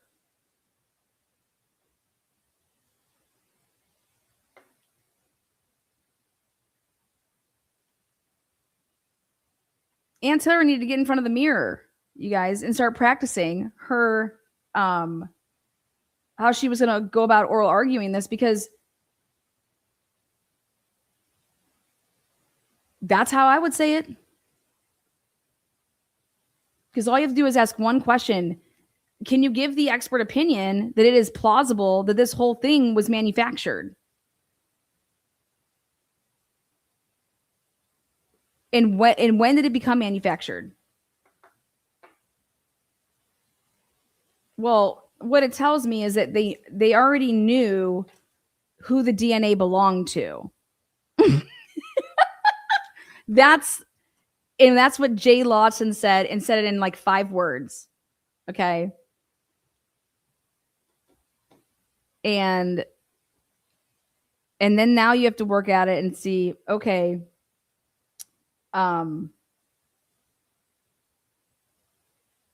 when did the true determination, where is this real tip, what really occurred for you to truly get onto Brian Kohlberger? And I just keep going back to this whole thing with, it's just Occam's razor for me. Then it has something to do with law enforcement.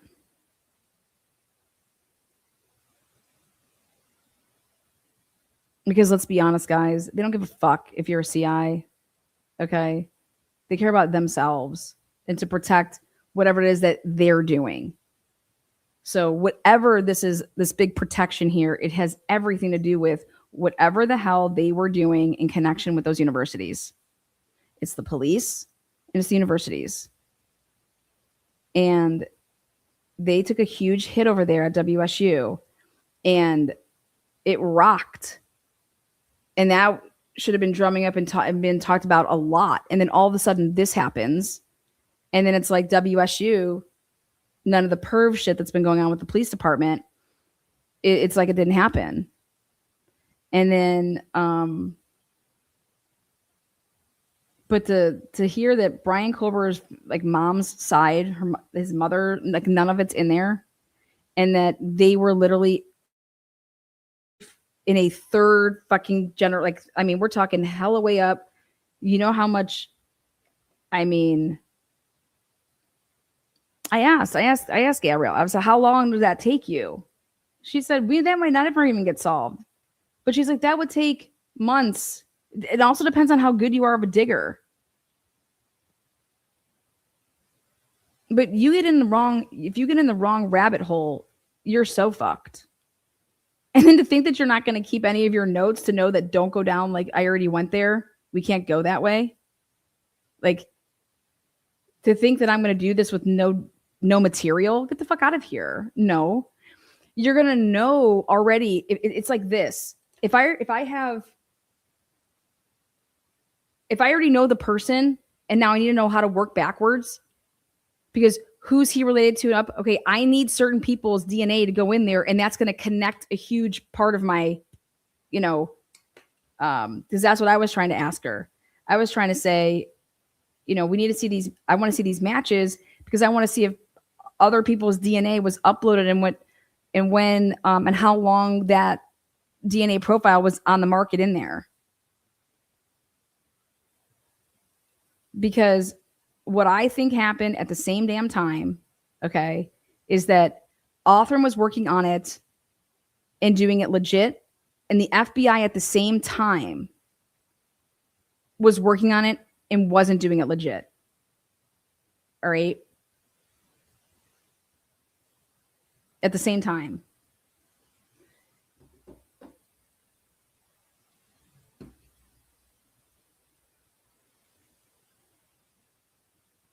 Because I even think that even doing it like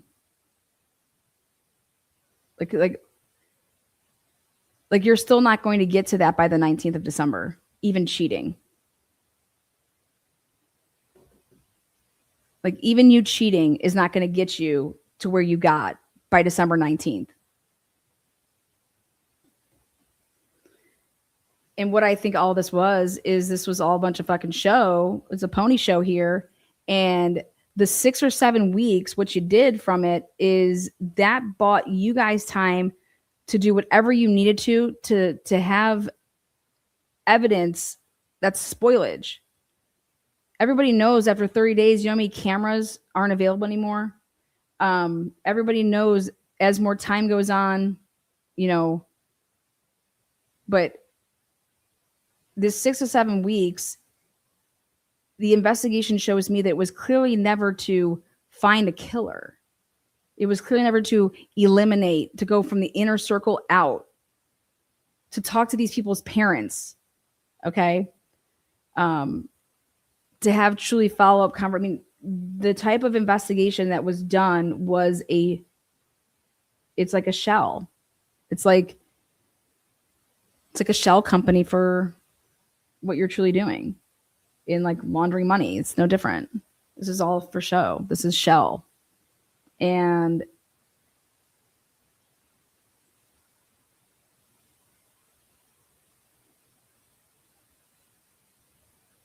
I believe that they knew that the Ridge Road camera car had nothing to do with it, because I personally think that they know who owns the Ridge Road camera car. I do.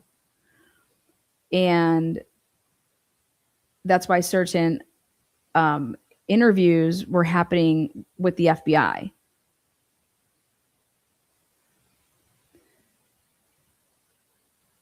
When I see that Netflix is going to produce a documentary on this case, it has literally like motivated me like a motherfucker to I cannot wait to see it. I cannot wait to watch it. And I cannot wait to debunk so much of what I anticipate to see. I want to see what's possibly, because Netflix gets their hands on shit. They have resources. They know what they're doing. I want to see what they got, because that's how I was able to get more information on the Chris Watts case to get into that shit. But there's going to be some nuggets in there that I think I need.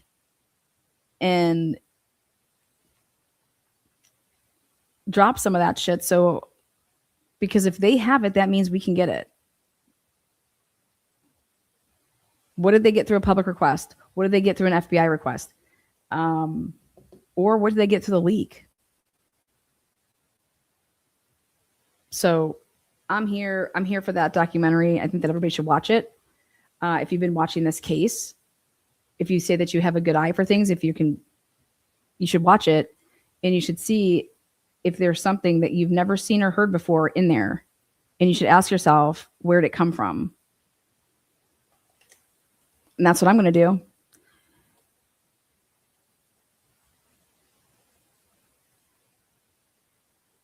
I'll tell you who I don't think is in the documentary: Dylan and Bethany. And Netflix wants that. The people that actually that sold it to Netflix, right? They're going out there to try to sell this to the best streaming service. And Netflix decided to pick up this. Well, why did Netflix pick up this? It's because of the people that were in the documentary that agreed to be part of it. And that's why Netflix would buy and work with whoever it is that's doing this. I personally believe that this was all signed up and this was all going to be taking place prior to the trial, and that this streaming, this production company, whoever it is that's producing this, that they were working with the family members, I think specifically the Gonsalveses, and that they'd be following them around, that this was going to be, and then boom, there's no trial. So this was going to cover during the trial and things like that. But normally what makes a really good documentary is when you have, it can't be one-sided. Those make horrible documentaries. Controversy, too strong opinions, facts and evidence that are really dueling and competing, and leaving it up to the viewer to make their determination on what they think. You know, that's what the big streaming services want. They want to buy stories like that. And usually it's outrageous type stories as well. If this is just such an open and shut case and dude fucking pleaded guilty to 4 counts of murder and, you know, boom, all of a sudden this happens. What story did Netflix truly buy? And I'm thinking to myself, well, they didn't. They were already in prior to, and now they're just going to be, now they had to kind of switch up the way they were going to go about it because there was no trial. And that's why it's coming out now. So that's what I believe. And I'll look into it more, but I believe that they clearly had to change course of path, and that's why it's coming out, you know, July of 2026. And maybe this was still the planned date of it, but they had to change how they were going to be doing this because they didn't have the trial material. So if you don't have any of the people that were on those witness lists, like I said, I don't want to listen. I don't want to, no offense, but I don't want to hear from anybody that doesn't have documents, that doesn't have, hey, this is who I talked to. If you're going to go from like a reporter standpoint, no, I want the people that,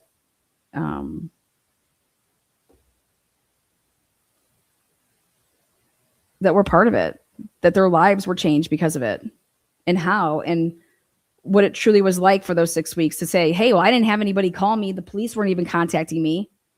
I don't get a phone call until in December 7th. If I'm this Caleb, Jacobson kid,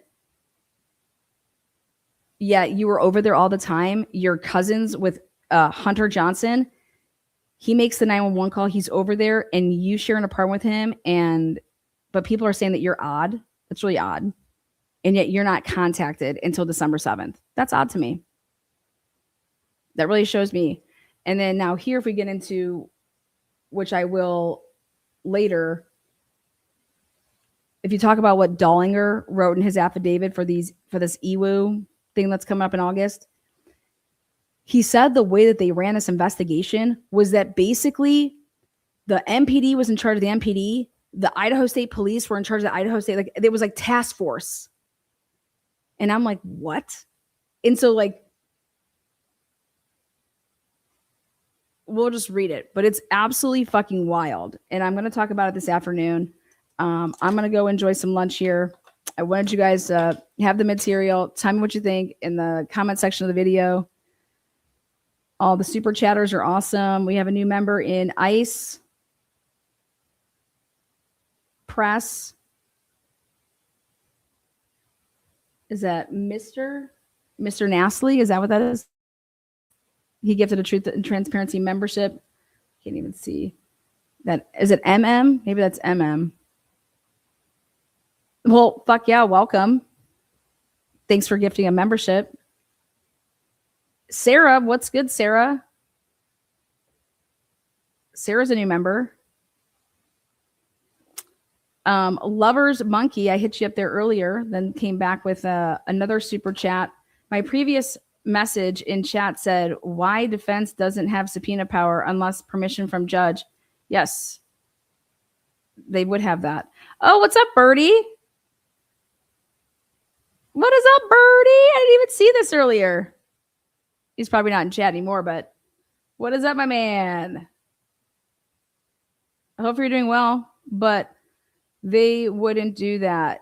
It's the FBI. Yeah. Keep up the great work, Lana. We'll get there in the end. Thank you from Ireland. Yes. DJ Frankie. Thank you so much. Sorry to hear about your boy, Conor McGregor. If I don't know if you watched that, but Tomlinson, 36 months. It's a long time. Thank you so much for being a member. Fuck yeah, girl. Cheers. Iris Scott here. Oh, look out. I tried to super chat, but didn't have the option. Thank you, Lana. I'm so bowled over by your... yeah, we're going to go balls deep here. This is ridiculous. Can't stand grown women who talk baby talk. Who's that? I don't know. I don't think I do that. I don't think that's about me, though.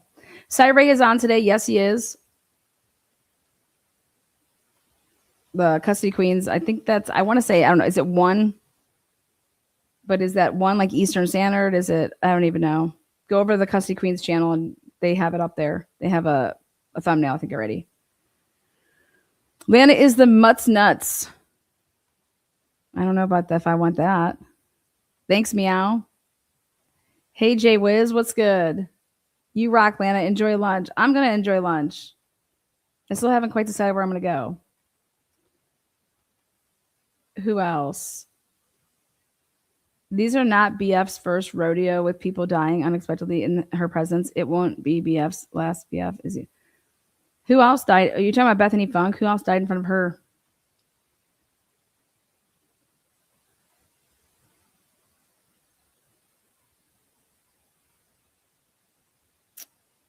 Oh my gosh, have you guys seen it? I told you it was coming. A&E, baby. A&E is dropping the fucking Scott Peterson shit.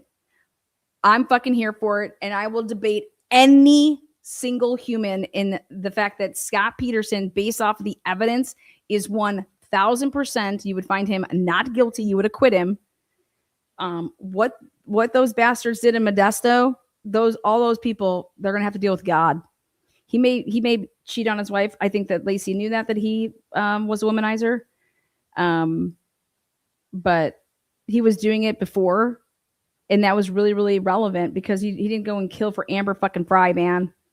But what the shit was going on with the Hells Angels in the Modesto Police Department, and that they were the ones that in cahoots with whatever happened over there at the house across the street. That's why this went down. They lied about when that burglary took place. It's crazy. But we're going to be talking about it. A&E, though, Scott Peterson. You guys, the evidence, it's so overwhelming. It's so overwhelming. And it puts a huge,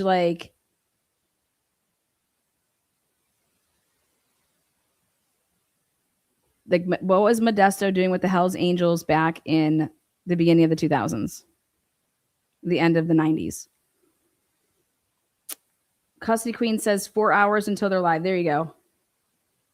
Yeah, that's probably right. 4 hours. I mean, just go over there and hit the notify, it notifies you.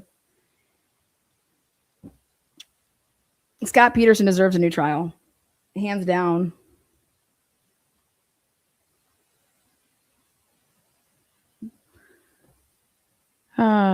So yeah, I'm going to be talking about that. I'm not trusting DNA anymore when it comes to law enforcement and trials. Prove it all, period. If the owl don't, you must wait. If the what? You guys, there's so much even more. God, but this timeline right here. Oh, you guys, they were doing nothing in this case because they knew how they were gonna. They actually put people on to go do certain things that took them away from things. How's Sheldon, Lana? Sheldon's good. We're going to get Sheldon out. I'm going to be going over those transcripts here really soon. It's the first time ever that anyone's ever going to be able to see this because, again, that trial was never aired in Pennsylvania. No cameras in the courtroom. But I got the trial transcripts. So I'm actually going to put them in a way that I can have them on my computer as well.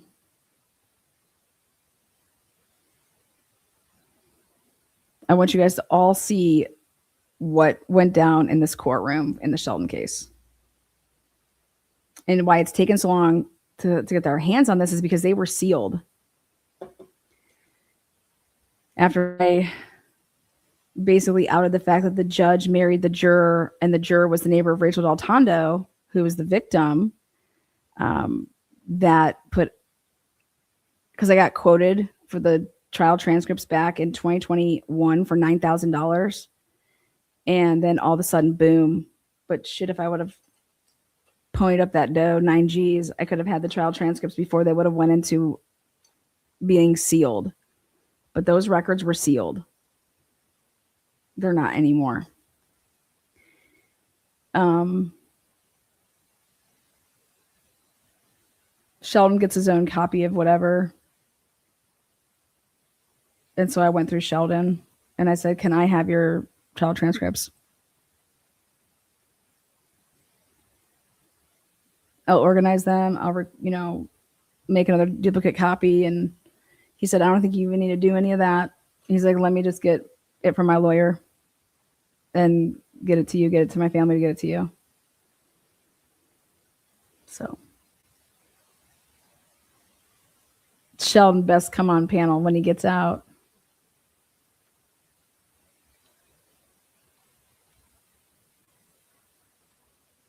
It sucks. It sucks because I think that someone close to Sheldon fucked him. That's what I think. And that sucks. We'll see. All right. Great. Until next time, guys, join me tonight. If you want, as far as talking about the Idaho case, I'm going to show the Dollinger shit. And I think I'll wait till tomorrow morning to do my recap on the Cyray interview.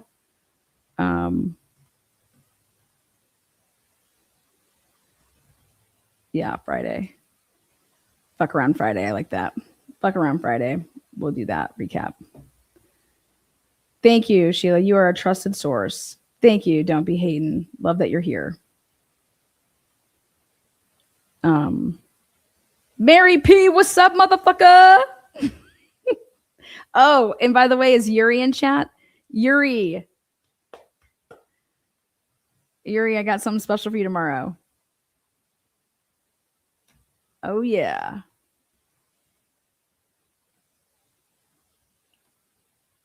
Thank you, guys. Appreciate you. How do these people who've been lying live with themselves? You guys, because they're not privy to the case. They don't watch the case. Like all these kids and stuff like that. They get interviewed, whatever, and they're not, you know, when somebody may want to come talk about it is when years go down and they're like looking at all this stuff, and then you got people maybe coming out of the woodwork. But I can't believe that Dylan and Bethany aren't in any of this shit. I think that Dylan and Bethany should. I would come out and say, fuck you, Lana. I'd come out and say, fuck you to who's ever said whatever. Like, this is how it happened. And I don't really think they would be saying fuck you to me because I'm just putting out the shit and showing. But hey, this is what the evidence says.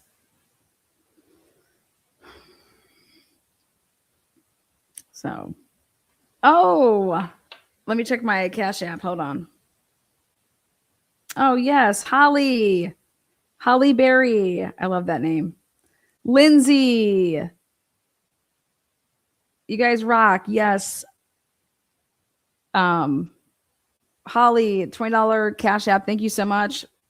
And Lindsay, $25 for being the bomb diggity. Remember that song? No diggity, no doubt. Let's see. You know what? I missed some other people, I think, yesterday. I want to thank them.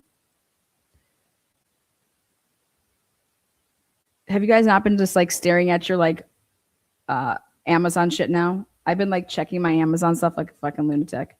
I'm like, oh my God, how do I get rid of this and this and this and this and that? Thank you so much, Lindsay, again. Holly, oh, I love your little, oh, that was sweet. Thank you guys. Here, hold on. I wanted to thank, yeah, Jacqueline, thank you so much. Let me see what this looks like. Aw, thank you, Jackie. Hugs and kisses back. Katie, I don't have much, but time if you ever need help. Honk if you don't exist. What? Katie, that's fucking hilarious. Thank you, Katie. That's funny. Deanna, what is up, girl? Shake it. Rebecca. Thank you so much, Rebecca. That was from yesterday. Danny. Oh, is that a girl, Danny, you know, with the Dani? Keep Tina on staff. I think I said something about that. Tina is never getting fired. Tina can fucking come late to work every day. And she does. You know, when we start late, it's all fucking Tina's fault. Allie Tally. Thank you so much for that amazing. Here is for your plenty on your wish list, no doubt. Dina says, love you, sugar tits. Rebecca, slop tart fun. Hilarious. LaDonna girl, love it. One of my best friends over here is named LaDonna. I said, LD deep in the cut, girl. What you doing today? Thank you so much, Holly. You actually sent me 2 Cash Apps.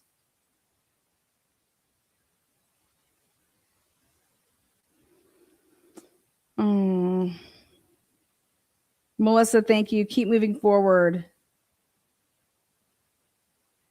Christina, thank you. And then there were people that when they write me, they're like, don't say anything, but here, this is just for you. So that's a shout out to all of you guys. Those that ask to always say anonymous, and I totally value that and appreciate that. And you guys rock. So you guys know who you are. I've seen them, and thank you so much. Night, Tina, thanks for the translations. Eat them. Lana, I've only been watching you for a while, but you give me faith in humanity. Thank you. That actually means a lot.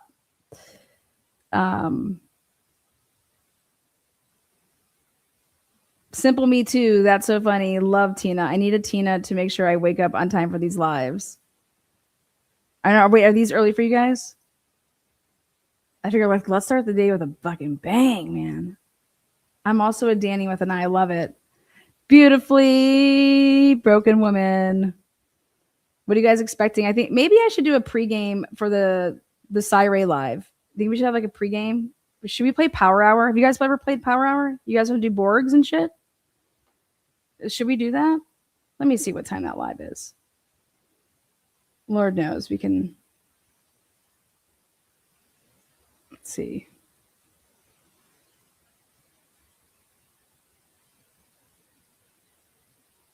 I think we should do it from the patio. Custody Queens off the clock. Yes, it's at. It tells me. Oh, it's at 4 p.m. my time.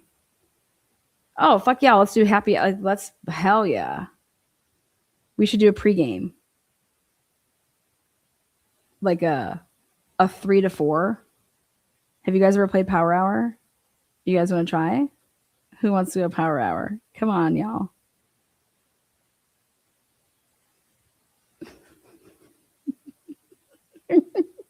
Oh, wait, you guys want to play trivia?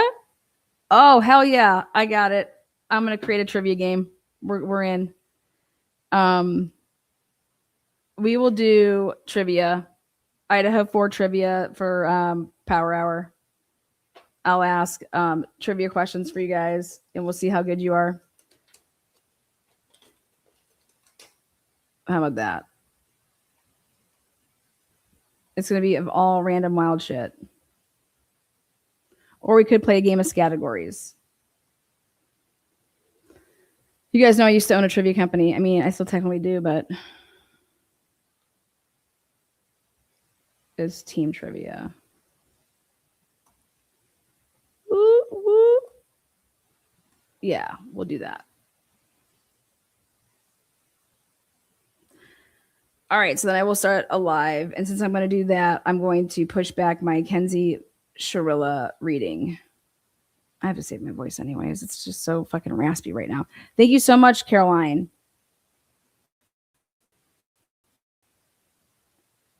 I would bring back my reading of my thank you notes, but I get hit every time I fucking play that background of my thank you notes. Telling me I can't do that.